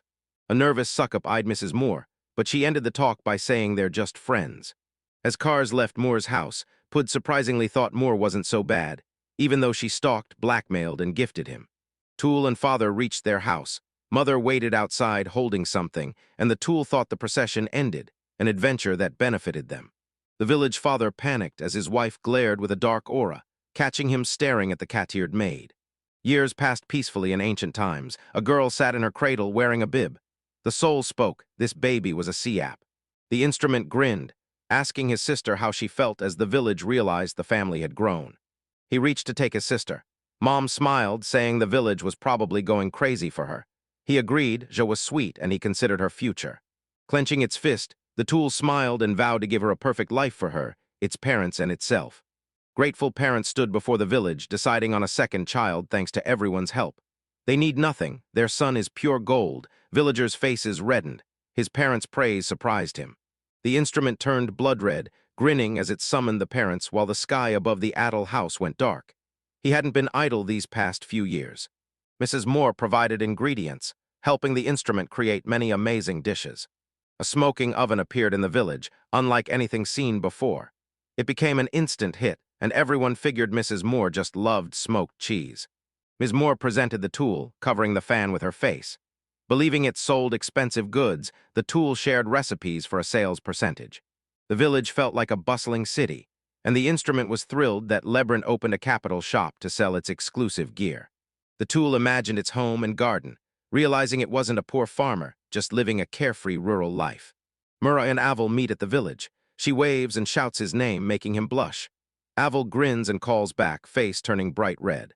Mir smiled wide, eyes shut. He noticed her growing beauty, now like a young girl, making him nervous to speak. His sister and Murai stood at the forest edge. His sister waved happily as Alul cast spells, revealing the village's secret tricks. Murai neared the village, smiling, hoping it would teach her something new. Ohol closed his eyes, smiled, and agreed. An odd atmosphere hung around them. All extended his hand and cast a spell while Myri watched. Seeing her interest, he decided to teach her water magic, sensing her potential. A strange glow appeared as the guys cooked. What he thought Muri, now skilled from helping him cook, needed water magic for protection. Murai gripped a knife and laughed wildly, as Hull recalled her confusing marriage talk despite their deep bond. Afoul, his sister, and Murai were back in the forest. Afoul conjured a mini hurricane, making the girls laugh. He and Murai had grown closer, but that moment wouldn't last. The village falls silent as the boys finish training. Meyer thanks the locals and hands Alul a shocking letter from the Margravine. The peasant read the letter, instantly shattering the village's peace. Mir watched, surprised, beneath towering firs. In Lyde's capital, a massive mountain fortress towers over a city split by a wide river.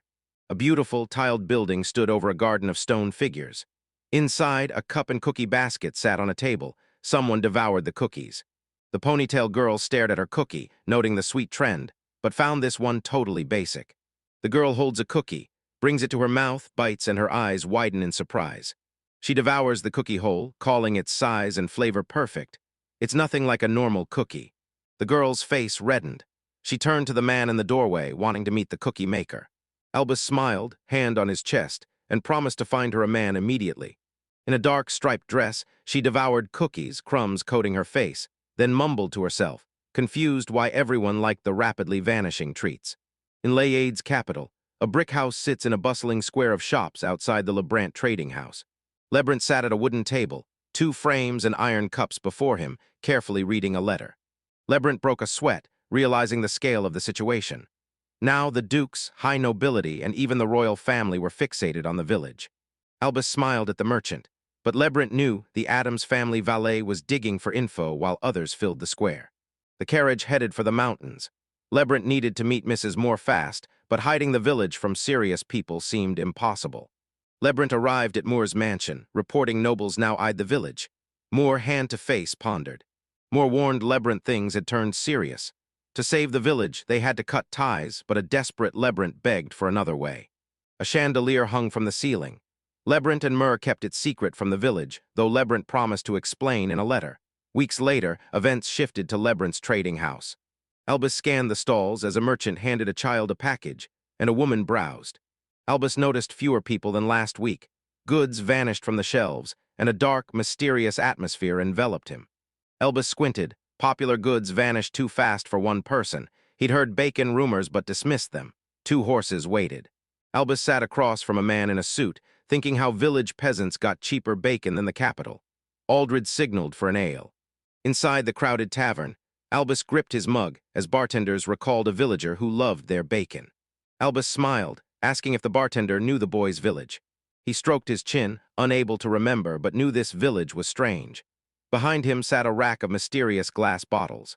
Albus pictured armed monster hordes. The bartender said an invasion hit the village but stopped by noon. No one was harmed, God himself protected them. Albus narrowed his eyes, admitting he'd heard the news. Inside the silent hilltop library, he dismissed the story as just another rumor. Albus eyed the inscribed book and map, finding the many possibilities strange. He then spoke the village ownan's name aloud. Albus reached the merchant guild, but the clerk didn't recognize his village. These merchants only knew big cities, their counters buried under invoices and barrels. Clouds over the Libra building, Albus suspected information control. At the Adventurers Guild, they refused to disclose Ovnan's location. A scarred man grins, claiming Onan has no hunters. With cheap food, endless work, and a festival starting soon, it's a total paradise.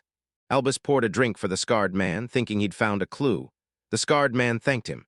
Meanwhile, a hooded figure thoughtfully watched the scarred man. Crowds pitched tents and lined up supply carts in a massive forest clearing. Owl and Myril stood at the shop. Owl hyped this year's harvest festival as fun. Myril reminded him all neighboring villages join the celebration yearly. Murai grinned, marking her 3rd year at the stall. Azul thanked her for always helping, but this year they had to work harder than ever. Cows grazed in the field. The village's 2-day harvest festival features a stall popularity contest, where the winner gets 2 cows, each worth 50 gold. Stalls flew up as the prize money brought the village to life. Nearby towns joined in, doubling the stalls for their biggest event yet. A dark-haired man, his forehead wrinkled, neared the village. He smiled, asking about the village. Sewell smiled back, welcoming the elder and saying all was well. Blushing, he asked why the elder changed the festival. The elder laughed, saying the village made it happen. The man showed the village's transformation, saying the youth fled. But the community's actions led the Margrave to grant privileges, changing the village. The man launched a competition to show his thanks. Everyone's sure the village stall will win, but Asul calls it unfair until the man calms him down. Kull loved his land, but not for village development. If the elder and others were satisfied, he simply had to accept it. The scarred man stood by the elder and waved to the crowd.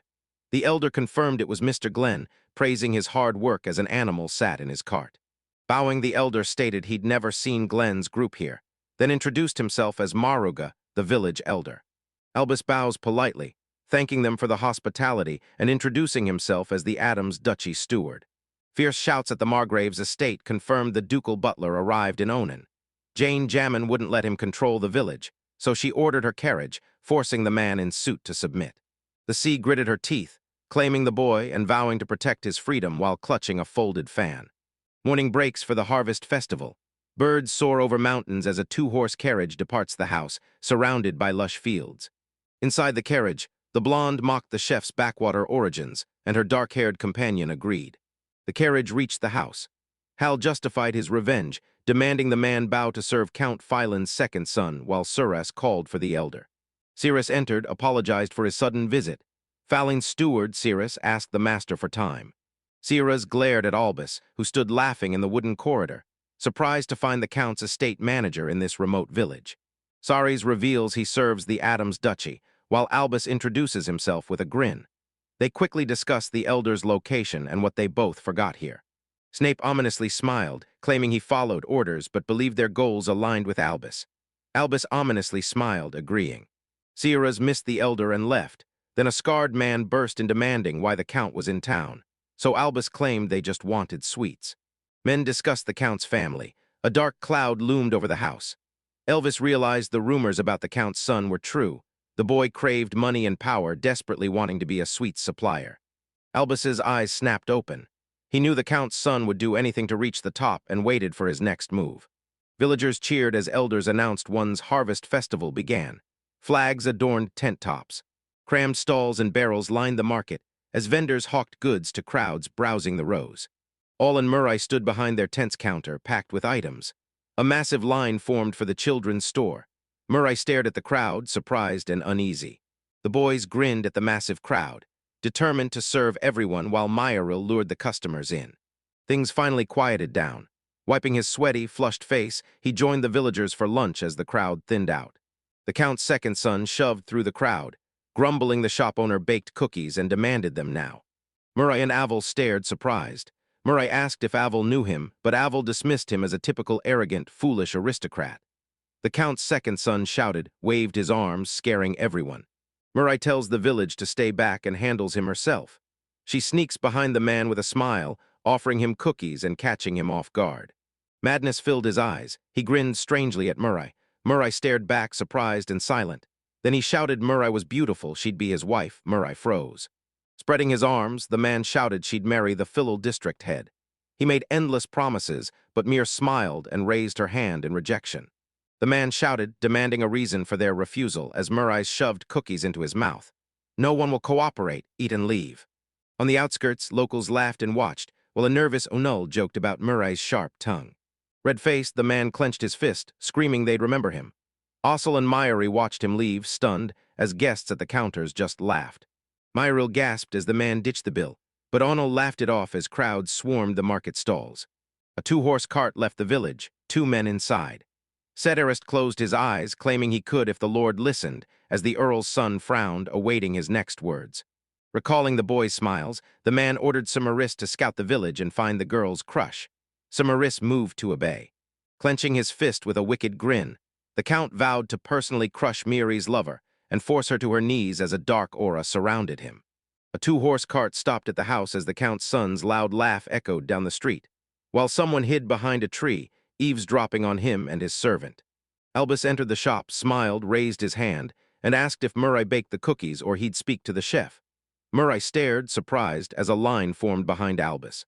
Murray blushed, reporting a handsome, polite aristocrat who looked like a butler, while El shyly peeked at her from under his cap. The instrument apologized to Albus, realizing it made the cookie. Albus apologized for distracting the stool, praising its delicious sweets. The instrument thanked him. The man shyly offered help, but Albus just smiled, only wanting to meet the genius behind this masterpiece. The tool frowned, eyeing the man. His words trustworthy, yet a mystery consumed him. Tool said the man called for that reason. He gazed wearily at Albus, who smirked, leaning closer as tension filled the air. Albus praised the boy's sharp mind and offered an escort, but the man joked that kids shouldn't trust strangers. Albus, steward of the Dickel Alums, closed his eyes and acknowledged the village's struggle as crowds gathered to shop. Duel said the man could call him a sul, but he must go to the capital with Albus. Albus's lady wanted to meet the creator of this popular delicacy. The instrument leaned in with a smile, pleased but hesitant. Alba offered 10 gold coins for the trip, but they still needed the village's final word. Smiling nervously, the instrument eyed the 10 gold coins, 1,000,000 yen. It called the offer tempting but needed time, while Alba laughed, saying he understood perfectly. Albus, hand on chest, told the village he'd stay in the elder's house. If they changed their mind, find him there, but he had to go, and Osa listened closely. Albus left the village. The soul looked, realizing this steward came to bring the creator to his mistress. Something felt off, this was wrong. Night fell as a massive moon emerged. Crowds swarmed the market, with torches at every stall lighting the way. Duke's son Frond yelled Lee Sarah's knew about a soul from a two-horse cart near the elder's house, away from the bright, noisy market. Sarah revealed the truth. A guy named a soul created every Labyrinth product, from cookies and bacon to soap and lavash. The Sarons remembered wool in Muri and gossiped about the young lady Muri, who sympathizes with wool, knows all recipes and helps his production. The Count screamed at Sarasa, vowing to crush the village and seize Muri. Sarasa bowed his head and admitted the Count was right. Count's son fumed. He ordered Suras to eliminate the boy today, no witnesses. Suraner eyed his master, ready to obey. The air turned eerie. A tall man in black walked beside a two-horse cart, his face hidden by a headpiece and scarf. The Duke's son cackled, vowing to kill the boy and claim his dream woman plus knowledge. Luck was with him today. Alone in the carriage, the Duke's son heard a knock. A voice outside asked to talk about the village, so he stepped out to meet the stranger. Duke's son exited the carriage, fists clenched, looking around. The man nervously said the stranger would appear, explain his needs. Carriage doors opened, darkness outside. Darkness fell as a shadow rose behind the Duke's son, swinging a weapon at the man while the boy stood by frowning. A loud explosion ripped through. Blood splattered as the carriage lay open, bright light pouring in. Silence fell over the village as residents retreated home. A dark silhouette loomed near a house by a plowed garden. He sleeps so sweetly, saliva dripping from his chin until suspicious rustle disturbs him. Waking up, he remembers his detection spell and senses someone lurking by the wall. He spots a weapon in the stranger's hand, instantly knowing he's no drunk. Drunks don't carry weapons. The boy vanishes with magic to strike first. He won't forgive anyone who woke him. The stranger frowned, unable to sense the hero or his aura, shocked because he was just there. He appears behind the stranger, catching him off guard. He demands to know what the man in black left at his house so late. The instrument glares at the stranger. Its voice startles him, making him jump back and throw the weapon at the young man. He tanks the blades, flings his arms wide, cranks up his magic, and strikes back. The young man's strength strikes the mercenary's quickly raised shield, but the blow still weakens his legs. He eyes the stranger, a mage with easy dodges and shields, wondering how long he'll last. The main character summons mini tornadoes to test the stranger's limits. The boy hurls his hurricanes and chants a spell, detonating the ground around the stranger. The young man struck, dust exploded. He thought he hit, but as dust cleared, only the killer's cloak fell. He lifts the cloak, disappointed, scouring it for any clues to find the attacker. He thinks the stranger escaped, but the blow was worth it. He knows the man won't die, just seriously injured and won't attack again.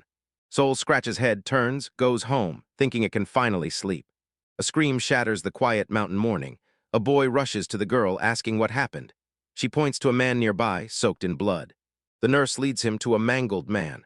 A headshot knocked him out, leaving him writhing in agony. He leans towards the man, saying he's the aristocrat who swam with his friend. She thought he was drunk and sleeping, but then saw the blood. The crowd buzzes around the face-down stranger, but the young man steps in to calm them down. Suddenly, a girl in a luxurious dress storms through the crowd, claiming to be the Count's wife, promising to handle the incident and ordering everyone to leave the crime scene. The lady approaches the footman from yesterday and asks him to help investigate. Albus replies he understands, as the Count's son was hurt on her land. The white-haired man looks around and notices the filial butler is missing, shocking the boy. The instrument scans its memories, suspecting the night attacker was the butler. The guy felt eyes on him. McGraw's wife leaned in, beckoning him over, instantly sparking embarrassment and misunderstandings. She leans in, demanding answers. He plays dumb at first, but finally agrees to spill it all. The knight recalls the Countess asking if a fiery servant attacked him at night, then mentioning rumors he spied for the crown. She leans in, terrifying the villagers, and promises to keep his secret if he helps find the culprit. The boy vows to do whatever it takes. The steward, examining the body, says he feels no magic, so the attacker used a blunt object despite the bleeding. The wound isn't serious, so take him to the house. They spot something strange, white powder on the victim's head. The girl in the hat points it out, and the young man wonders why it's there. The steward joins the couple, still pondering their find, suggesting they question residents about anything unusual. The heroine agrees they'll search the village. 3 investigators hit the streets, questioning locals about last night's crime. The first man blocking them claims he drank yesterday and remembers nothing. Helpful men report on the dark-haired butler prying into friends' relationships and searching all stalls. The investigating steward smiles, asks a market visitor if they saw a bloody blunt object. One woman claims she saw nothing, but further down the road, the gray-haired man meets a stranger who mentions the figure in black again. The steward knows residents talk about the filial servant, and his frequent sightings seem strange. Magra's wife grills the village about victims and enemies, but the man finds the high witness count suspicious. A blank-faced blonde in a headscarf states the broken-headed man acted like the universe's center, so no surprise someone tried to kill him. An angry witness claims the victim was hated. Everyone complained to the elder, despite him only being there one day. The old man who harassed the girl called the injured man a rude, rich idiot who irritates everyone. Finding 0 leads, the heroes visit the village chief, who's heard every complaint about the brazen traveler. 3 visited the elder. The dark-haired man reported residents complained about the stranger, who'd claimed to be a simple nobleman and told people to ignore him, yet no one was truly outraged. Hosting a 2-day celebration for the first time, the foreman consults Mr. Albus to ensure the event stays flawless. The steward and MC stay silent, as the girl asks why he's celebrating the holiday for 2 full days. The dark-haired man tells the lady the village's problem. Young people leave, but population recently exploded beyond his dreams. The village head bowed, announcing the population grew thanks to the villagers' efforts, making the young hero blush. Stuttering, the boy tells the man to look up, insisting no thanks are needed because he loves the village just as much. The girl sadly admits no suspect for the high-ranking official's crime. Albus shuts his eyes, and the blonde notices. He realizes the village misunderstood his words, leaving the boy stunned. MC's surprised the butler understood, then laughs, sending adventurers to search the village for the weapon. He walks away from his group, telling the butler they need to find that man for a serious talk. Confused, McGraw's wife asks what they mean. Do they know the criminal? Still skeptical, she argues Ms. Mule's place is hidden. Nobody saw anyone suspicious, and wonders how they found out. He struggles to admit it, but he'll explain everything to his friend, claiming witnesses initially lied. He remembered the first 3 suspects who lied about being drunk just to set him up. The boy wonders how people found Hal's bleeding near his house if no one knew when he fell. The boy notices night, repeated in all testimonies, but it's unclear why everyone believes the attack was at night. The villagers protected the killer out of loyalty, and the hero understands exactly why they're lying. He realizes the criminal is a peasant leader who greets every arriving noble. A young man looks at the hunched figure behind him, asking the village head if it understands. Closing his eyes, he laughs and admits nothing escapes the MC. The sorrowful girl asks the elder why he did it. The chief's motive was simple. The Galsus wanted a murder and a forced marriage for Macari. The dark-haired man thanks the boy, grateful. He loves his villagers like family, so he can't ignore Hell's words. Mrs. Mule and the butler watched, then demanded the weapon they couldn't find. Young man asks if the tool's rock salt. Elder looks shocked. The man expected nothing less, confirming he simply dissolved festival rock salt in water. The girl in the hat reveals the murder weapon, making the butler laugh as he declares the truth is finally out. Countess confidently heard of goblin orc attacks on the village, asking if it's true, but the elder's clueless. The man says small orc groups emerge from the forest, causing little harm, but Miss Mule insists there why the weapon and witnesses vanished. Stone-faced, the Countess says Fallel's head wound matches an orc club, then looks to Albus for confirmation. Albus laughs, claiming it was just a monster attack. The girl's right. These words baffle the elder. Mrs. Mule asks for help reporting the crime, but the butler handles it alone, framing orcs for the night attack on the Marquis's son. The gray-haired man slyly met her gaze, promising to fulfill her whims for donations. She wasn't opposed, but asked the cost. Countess Bowser squinted and asked if moving the village to the capital counted as payment, stunning the young man. The steward finds her offer too appealing to refuse, and the girl replies she's long cared for the village, so he must repay her. The elder roars, demanding they only punish him. A sly man warns attacking the Count's son is a serious crime, so the village chief and residents will suffer. The steward asks to help the village, follows their plan, and demands they confirm. They assure the village joining Adam's duchy means safety, free from noble greed for money and power. It's the best place to live. If he refuses, Hal's aristocrats will come. Both he and the village will suffer. Standing up, he admits he sparked the chaos for the village and Mrs. Emule, so he accepts the proposal. The elder bows again, takes the blame, and begs the boy for forgiveness. Instrument declared the MC shouldn't have bowed so easily. He just wanted to do right, thinking of Miss Ree's safety. The boy begs for peace, and the elder thanks him again. Next day, news broke. Monsters attacked Marquilla's son, but the few villagers who knew the truth kept silent their whole lives. Howells woke up and remembered everything, but Mrs. Mule warned him to stay quiet or she'd use his valet's crimes against him. Let's make it punchier. Incident resolved, the Harvest Festival was a success. Miri store and village won first place by vote. Heading to Adam's duchy, his parents saw him off, insisting he eat well while he promised them souvenirs from the capital. Elder warns capital life is hard for villagers, but trusts the boy will succeed, all awaiting his return. The boy thanks him. A familiar girl rushes up, promising to be a perfect bride by his return, leaving the hero stunned. Watching her back, the instrument expects a spring return, oblivious to its mother's scheme and innocent act. Mari approaches the young man, suddenly kissing his cheek. He stands, eyes wide. He clutches his cheek, glaring at her. She's confused, explaining it's her magic amulet meant to foil his capital seductions. He heads for the city gates to leave, but his girlfriend stops him, saying she forgot something. The girl gives the boy a letter, telling him to open it once he reaches the capital. Someone's shocked misery wrote him. Suspicious, he thinks the letter is a prank, assuming his mom was just too embarrassed to tell him face to face. He reaches the carriage, a final wave to family and girlfriend met by their shouted farewells. Joining Albus in the carriage, the man admits he's been too busy to explain why the duchy needs this village. Man declares he's called elsewhere, not to rest. The butler agrees. Albus says the girl wants the village food, so he offers the MC a massive fee to teach the cooks his recipes.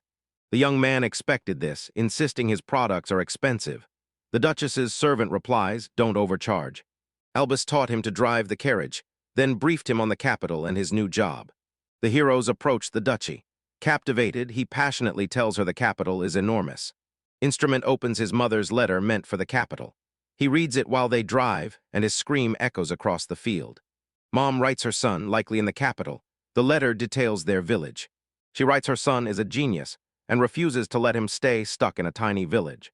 She recalled asking Mr. Albus to take the Ruin Magic Academy entrance exams in the capital, beginning in spring. After 3 years of academy training, he's ordered to travel the world and stack cash. Mom told him about Maria, whom she taught wife skills, warning that if he finds a new girl, Mom will handle his current one. He stays at the duchy until enrollment, then moves into the academy dorms to live on his own. He finally understood his girlfriend's parting words, but fumed the family ignored his opinion. He's sure his wise mom knows the capital trip is just his ticket to the Magic Academy and the world. Agreeing with the proposals and finding Adam's residence decent, the boy settles in the royal capital. Albus asks the boy if he finished the letter, hoping for a long partnership as the village confirms their ancient family bond. The steward jokes about the Magic Academy as they arrive, while the boy gapes at the Duke's massive mansion. Stool enters, servants line up and greet him. The boy's taken to his room, then the bath. After bathing, he's taken to the dining room, served lavish dishes. Watching him eat, Albus asks if he likes the mansion, but the boy is speechless. After the meal, he's led to the young lady who steps forward, greets him, and introduces herself as Adam von Allestrat, the Adam family's eldest daughter. She apologizes for her rudeness and asks if he's the real baker, while the soul admits he's just a commoner. He hands her a basket of muffins, urging her to try his baked goods. She bites a cookie. The Adam family's eldest daughter grabs his hands. Stunned, a child created exactly what she needed and thrilled to meet him. Awkwardly, the young man greets the Duchess, who insists he call her Alice and ditch the formalities. She claims the hero as her property, but promises her family respects commoners and won't demand skills he never learned. The instrument tells the footman it will live in Alice's duchy until next spring if she allows, and is pleased to meet her. Flustered, she calls him too formal for their age. He agrees and asks her one question. He finally asked why the Duchess summoned him, and she revealed there were multiple reasons. Alice admits curiosity, interested in meeting the confectionery innovator, and has one small request. The girl asks him to help organize the upcoming banquet at their estate. The Duchess offers to pay for everything if he trains her cooks, but he'll cook it himself with only 2 weeks until her birthday. Indignant, he realizes why he's here and what they want, but endures until spring, sharing all recipes. He needs a birthday cake, but they don't exist in this world.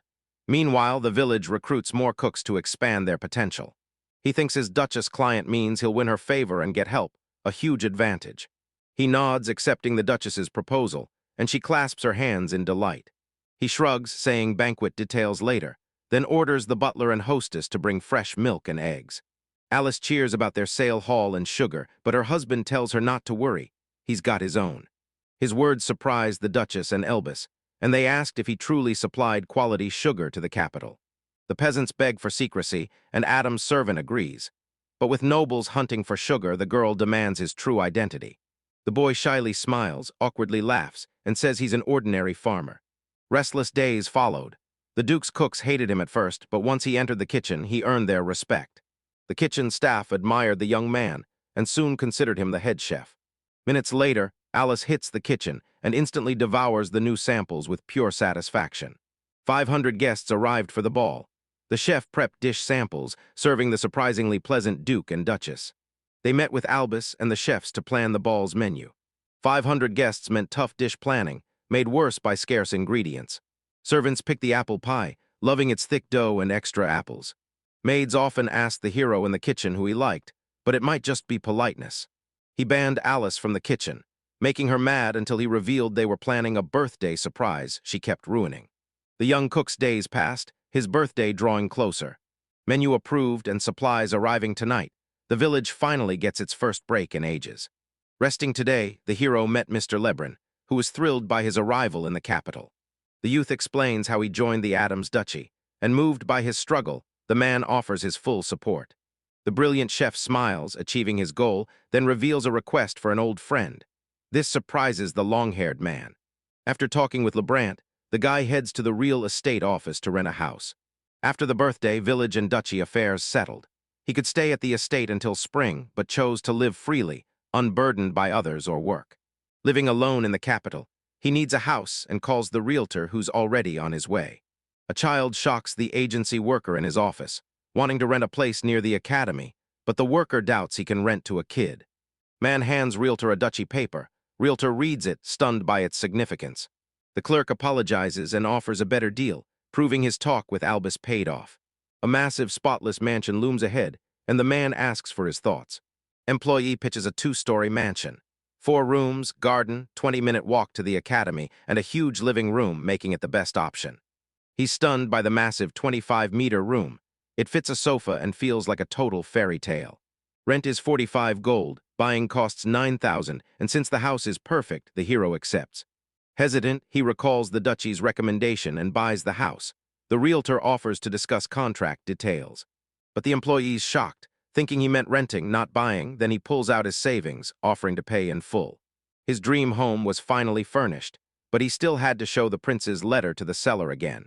The young man surveys the luxurious furniture, unsure if the letter was the reason, but noting its high cost. A fox mask in the window sparks memories of Japan, his home before being reborn. The young man needed to shield the house from cold. Magic could do it, but it lacked elegance.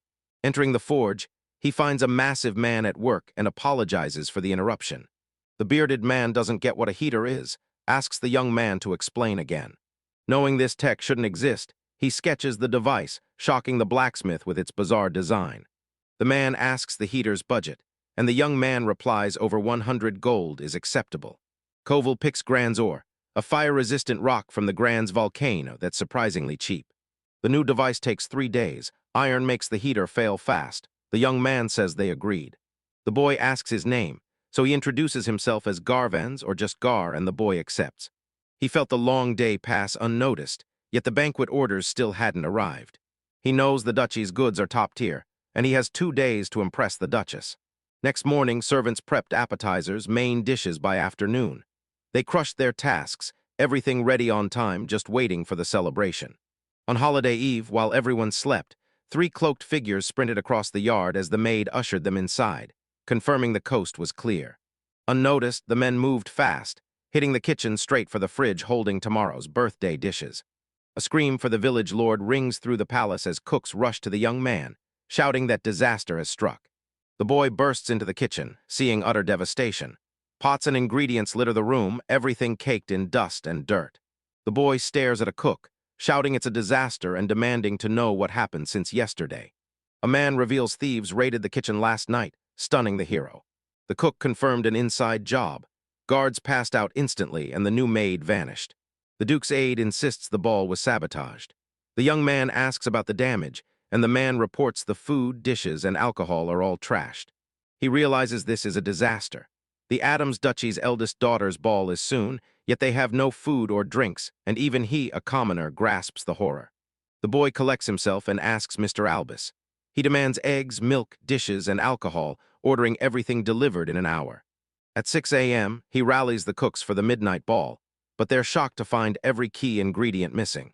A young man extends his hands, and suddenly, before stunned servants, ingredients materialize from thin air. MC insists the ingredients are his job, trusting the Adams staff with the recipes while the chef guarantees they're ready. He recalls hunting supplies in the stash. With no choice, he must use them to cook. He orders cooks to work. They send servants for ingredients, then together chop products for the celebration. Master chefs prep and plate their dishes with expert precision. He watches everything, complaining the meat takes too long and searching for a way to slash the cooking time. The MC spots a black board, picks it up, and declares it the solution to all problems. He claims every meat dish, but the shocked chef warns he'll never finish in time. A young man promises colleagues a new cooking method at the ball today. Don't get distracted. Albus bursts into the kitchen, asking the boy for an update. He found eggs and milk, but alcohol and dishes were sold out everywhere. MC asks who bought it all, shocked it sold out overnight. Butler reveals Sagusai Trading bought it, tied to the Falali family. He identifies the unconscious victim as family, the palace confirms it, and he suspects the Adams Duchy of revenge. The boy senses a trap, expecting merchants. A servant bursts into the kitchen, telling Butler to flee as trading company merchants arrive. He tells Butler he'll greet the guests and leaves the chef in charge of the kitchen. 3 people enter the mansion, surprised the head butler greets them. It's Mrs. Alice's birthday, but they're out of food, dishes, and alcohol. Behind the footman, he snapped his fingers as everything clicked. The filials, rivals of the Adams family, were behind this. The boy whispered his plan to Mr. Albus, then questioned if they truly represented the Sahasi Trading Company, demanding confirmation. The steward claims everything is fine and rejects the merchant's goods, stunning the 3 men. Later, the gray-haired man returns, telling them to find clients elsewhere. Outraged clients vow the estate residents will regret it. The intruders leave, and the butler confirms he followed orders. The boy promises everything will make sense soon. The heroes hear footsteps as an Adams servant rushes down, shouting for the head butler. An employee reports Labyrinth's rep arrived, shocking the butler as baskets of food and drinks piled up. Gray-haired man asked how he knew this. Young man replied his friend Labyrinth granted a favor, sensing he'd need help. The steward asks if he saw this coming. He claims he was just being cautious, then complains about the bad booze. A young man offers the butler his homemade wine from a woven basket. He finds it weird since he's young, but he prepped the drink anyway and hands him a glass. The head servant praises the wine's rich taste, so they'll buy it in bulk. The young man agrees, sealing the deal. The salesmen are stuck after the boys promised the estate staff would come running any second. A masked man approached 3 merchants offering to buy their goods. Confused, they didn't know him. He warned, sell now or the ingredients spoil fast. The masked man offers 100 gold for everything, but the merchants scream it's robbery. The goods are worth 30,000. The stranger doesn't care how much money they demand, but the count paid them, so returning empty-handed would be foolish. He loves their outrage, crushing their 10,000 gold offer and forcing the price down to 300. The masked man assumed they'd agree, but they'd already used Count Falil as payment. Now the fake merchants trudge toward the exit, unsure of their next move. Under a fox mask, the main character realizes the ball's beginning, rushing back to a bustling kitchen where everyone frantically prepares stolen dishes. The boy bursts into the workspace, apologizing for the wait, but people approach, claiming Mr. Asul abandoned them, confusing him. He asks for an update. The cook says everything's ready except the meat. Someone offers to help and uncovers a strange device. Boy puts meat on the homemade stove. It sizzles instantly. The chef asks about the new method, and the boy confirms. He calls it live cooking, prepping dishes before the guests as they crowd in to watch. He masks his face to hide his identity as birthday guests gather around him. He grills a second piece of meat. He uncorks his wine, douses the meat, and a massive flame erupts. He announces the first steak is ready. A line instantly forms, voices erupt as everyone rushes to be first. The boy works the device, searing meat for everyone, until Kadir announces the guest of honor is here. The girl in her grand dress descends the stairs, captivating every eye. The girl spots the MC in the center of the hall, grilling meat on a strange device she's never seen. Adam's daughter raises her hand to her longtime friend, who returns the gesture. Everyone complained it was tough, but they still pulled it off. Guests pressed maids about the delicious food source, but only head valet Albus knew, and he kept it secret. Exhausted from the chaotic prep, the hero knows Albus will guard his secret. The boy noticed the party desserts were a huge hit, gone in a blink. The night's highlight was her special cake. She took the first bite and loved it. She eats the cake, calls it delicious, and tears of joy fill her eyes. She glances at him shyly, whispers his name, and thanks him for the incredible birthday. The man congratulates Adam's eldest daughter on her birthday. He claps, guests join, and the evening ends. Using a semicolon to link actions, or keep it simple with commas for flow. Let's try. Night fell and the guests left. As the boy rested on a sofa, the butler approached. Albus praises the village's work, and they praise him back. Next, they discuss payment, factoring in food and organization. The valet offers 300 platinum coins, asking if he accepts. The family also pledges a fine if any recipe leaks. He realized 300 platinum coins equal 300 million yen, a massive sum. The housekeeper guarantees these recipes fix their diet, adding extra cash for the rival family's chaos. Steward reports the master loved the boy's wine. They have 5 barrels left, but he wants 10 more. His eyes turn cunning. Buying back his wine is a massive payday. The man smiles, agreeing to sell his wine since they liked it, and the butler rejoices, calling it the right choice.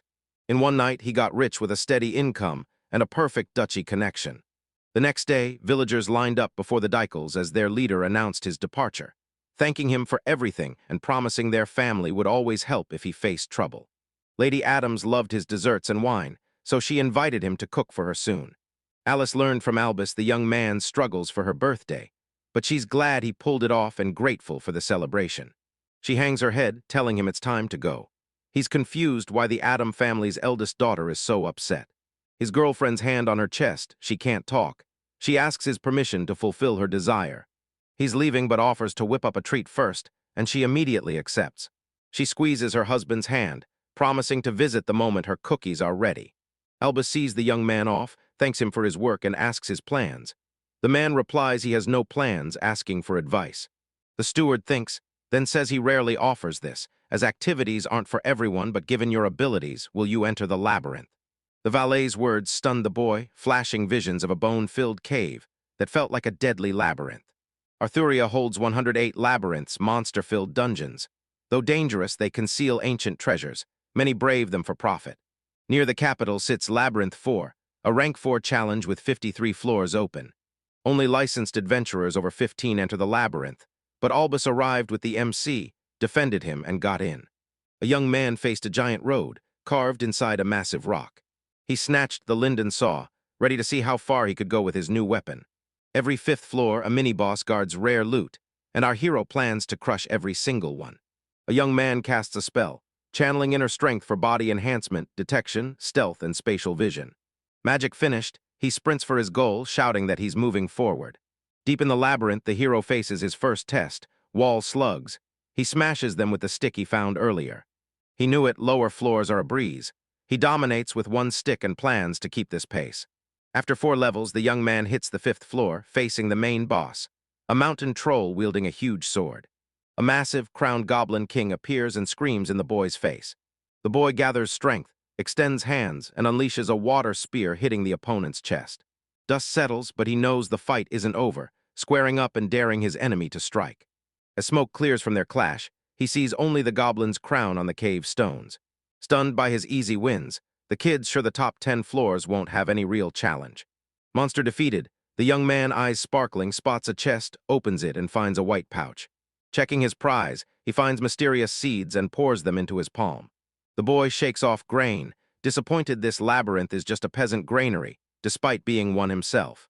Slaying the 5th floor beast, he hits the 6th and finds a quiet field ringed by massive mountains.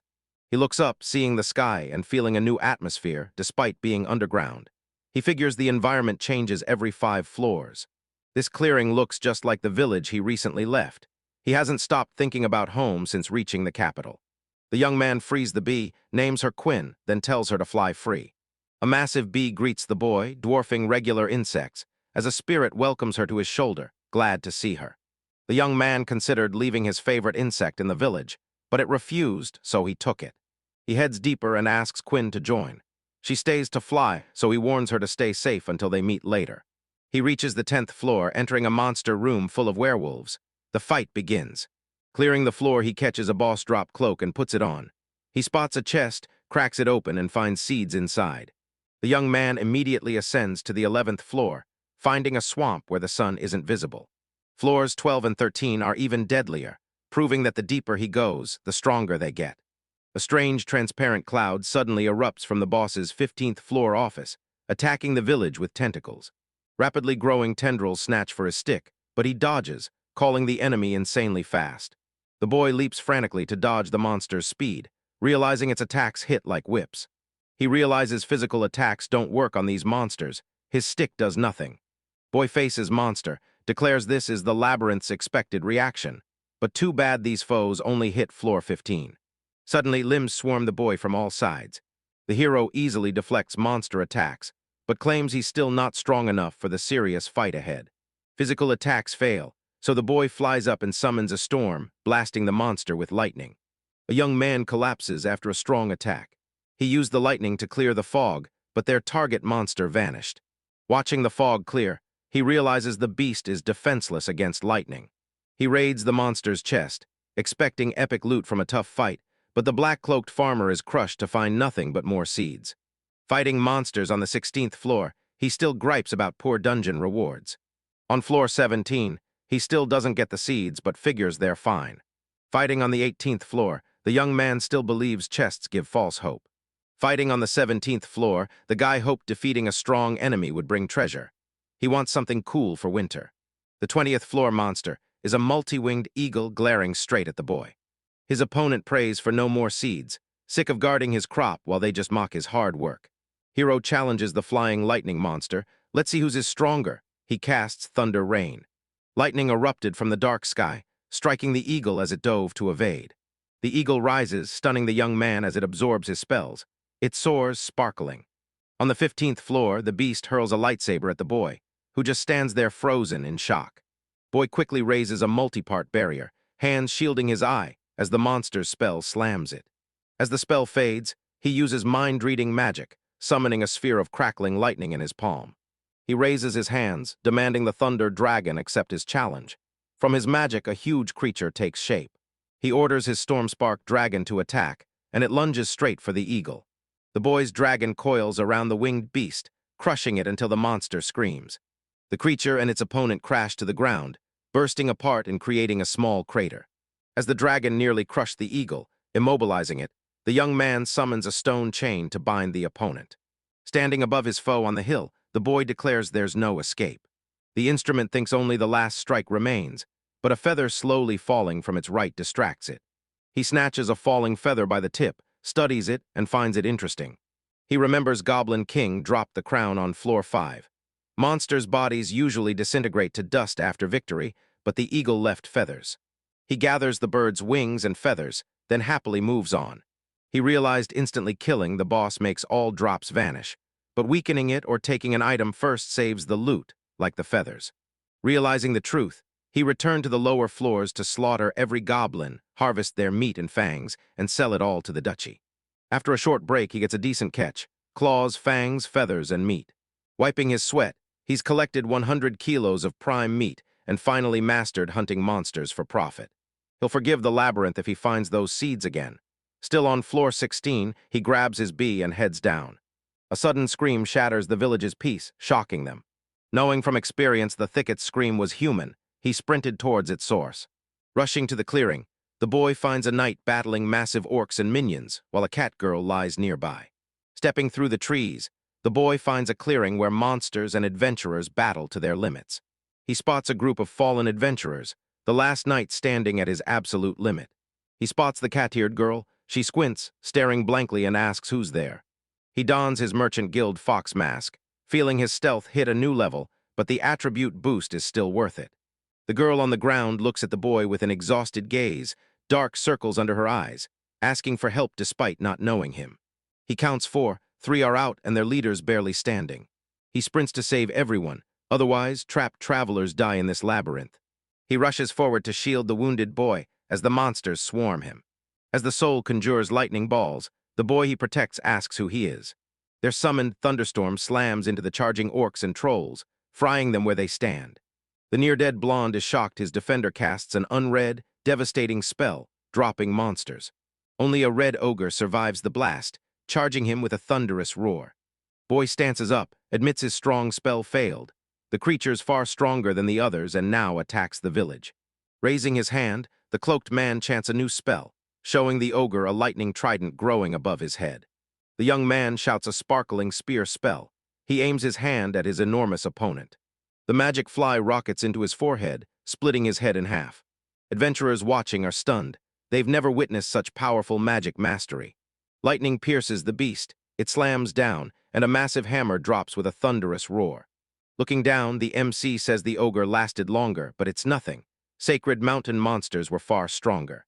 2 unknown adventurers declare her safe and relax as the threat vanishes. Fighting blind to the end, the blonde knight thanks the stranger and turns back to his team. Stranger rushes to his unconscious friends, urging them to hold on. Monsters defeated, they can safely return to the surface. He realizes 3 of 4 teammates barely breathe. Their injured leader can't save them, so he steps in. Raising his hands, he chants a healing spell, waking all 4 fallen adventurers. The blonde knight inspects her healed hands, then turns to see their rescuer bolt. Near the village, the armored man catches up, asking for their names to thank the heroes who saved his team from the ogres. The main character realizes if he doesn't respond, the man will chase him, waking his friends. The cloaked man introduces himself as Ona. He ditches the survivors and bolts deep into the forest. His acquaintance thanks him, revealing their shining wing, and promises to repay him. Sprinting away, he realizes he just met the brilliant Wing, future legends of the C-ranked elites. He climbs to the 10th floor for his pet, believing his good deed for today is done. It's late, and that's enough. He calls for Quinn, but a massive swarm of identical insects rushes toward him. Stunned by the reveal, he explains Quinn conquered a bee nest and crushed their leader to become the new queen. The instrument smiles, pleased its favorite will collect more honey. Weeks later, the MC's back at the Duchy, my home, where he easily builds a rocking chair. He was glad he turned the 15th floor monster's feathers into a soft, custom chair. The hero declares this ultimate comfort for relaxation. Cushions on the backrest and seat provide maximum comfort. Back from the Labyrinth, he learns the bird he killed was an A-rank thunder eagle with parts worth a fortune. Satisfied, the young man thinks the chair took a week, but it was worth it. He'll sell his design profitably. Before filing the patent, he cleans the mess from his new furniture build. He looks around, admitting living alone here is tough. Cleaning's pointless, it'll just get messy again. He claps his hands, eyes gleaming as he decides to hire a housekeeper. He needs an expert's opinion to ensure his plan succeeds. Later, the peasant begs for help, while Labyrinth eagerly inspects his new rocking chair. Rocking in a pleasant, soothing chair, a man declares the MC reinvented something incredible, wishing he had one at home. His friend leans in, offering to pay, but the boy tries to focus. Suddenly, Labyrinth shocks him by insisting he buy the maid instead of hiring her. The man says a young man needs a slave for all his needs, daily and on travels. This is crucial since the village hides secrets, and a servant can't defy his master. He's only good for chores. Reborn from Japan, he knew slavery was common in this new world, but never considered buying one. Labyrinth calls it the boy's best move, providing an adult guarantor for the minor who thanks him. His friend explains, if he does chores, no one creates for the trading house, so he'll just help his friend instead. The main character and his old friend approach a 3-story building, housing a shop run by the capital's best human trafficker. Labyrinth already alerted the owner. The kid just needs to state his preferences and the owner will find a match. He thanks him. He meets his friend's recommendation and lays out the requirements for his new servant. His requirements are simple: housework plus an ambitious companion for his adventurer future. The boy awkwardly requests a girl his age, as the host logs every detail. His new equations proved he understood. Gamblers, those without pedigree or bad character, aren't enslaved. He just didn't know if his friend told the young man, but he's safe. The owner leads him to a stage, announcing he'll judge every candidate personally.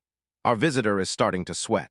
The young man meets 7 girls, 5 human, a dog girl, and a cat girl, then learns their skills, ages, and names before making a choice. The owner asks for Atal's favorites, offering a private meeting. Atal picks 3. 4th slave speaks first. The young man introduces himself. The girl thanks him for the personal chat. He wants a partner to handle chores and brave the labyrinth by his side. The girl apologizes, knowing the hero wonders about her missing eye and hand, but insists it won't affect her duties as an adventurer. He loves her decisiveness, but hopes being 10 won't embarrass her. He's joining the Magic Academy this spring, so he'll be swamped.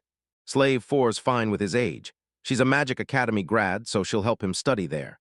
Closing his eyes, he knows her talent will get them into the academy despite her losses.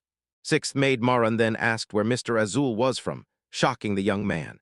She mistakes him for a noble, so he admits he's just a commoner, feeling guilty for letting the dog girl down. Slave 7 Yomi vows to handle every chore and join his adventures.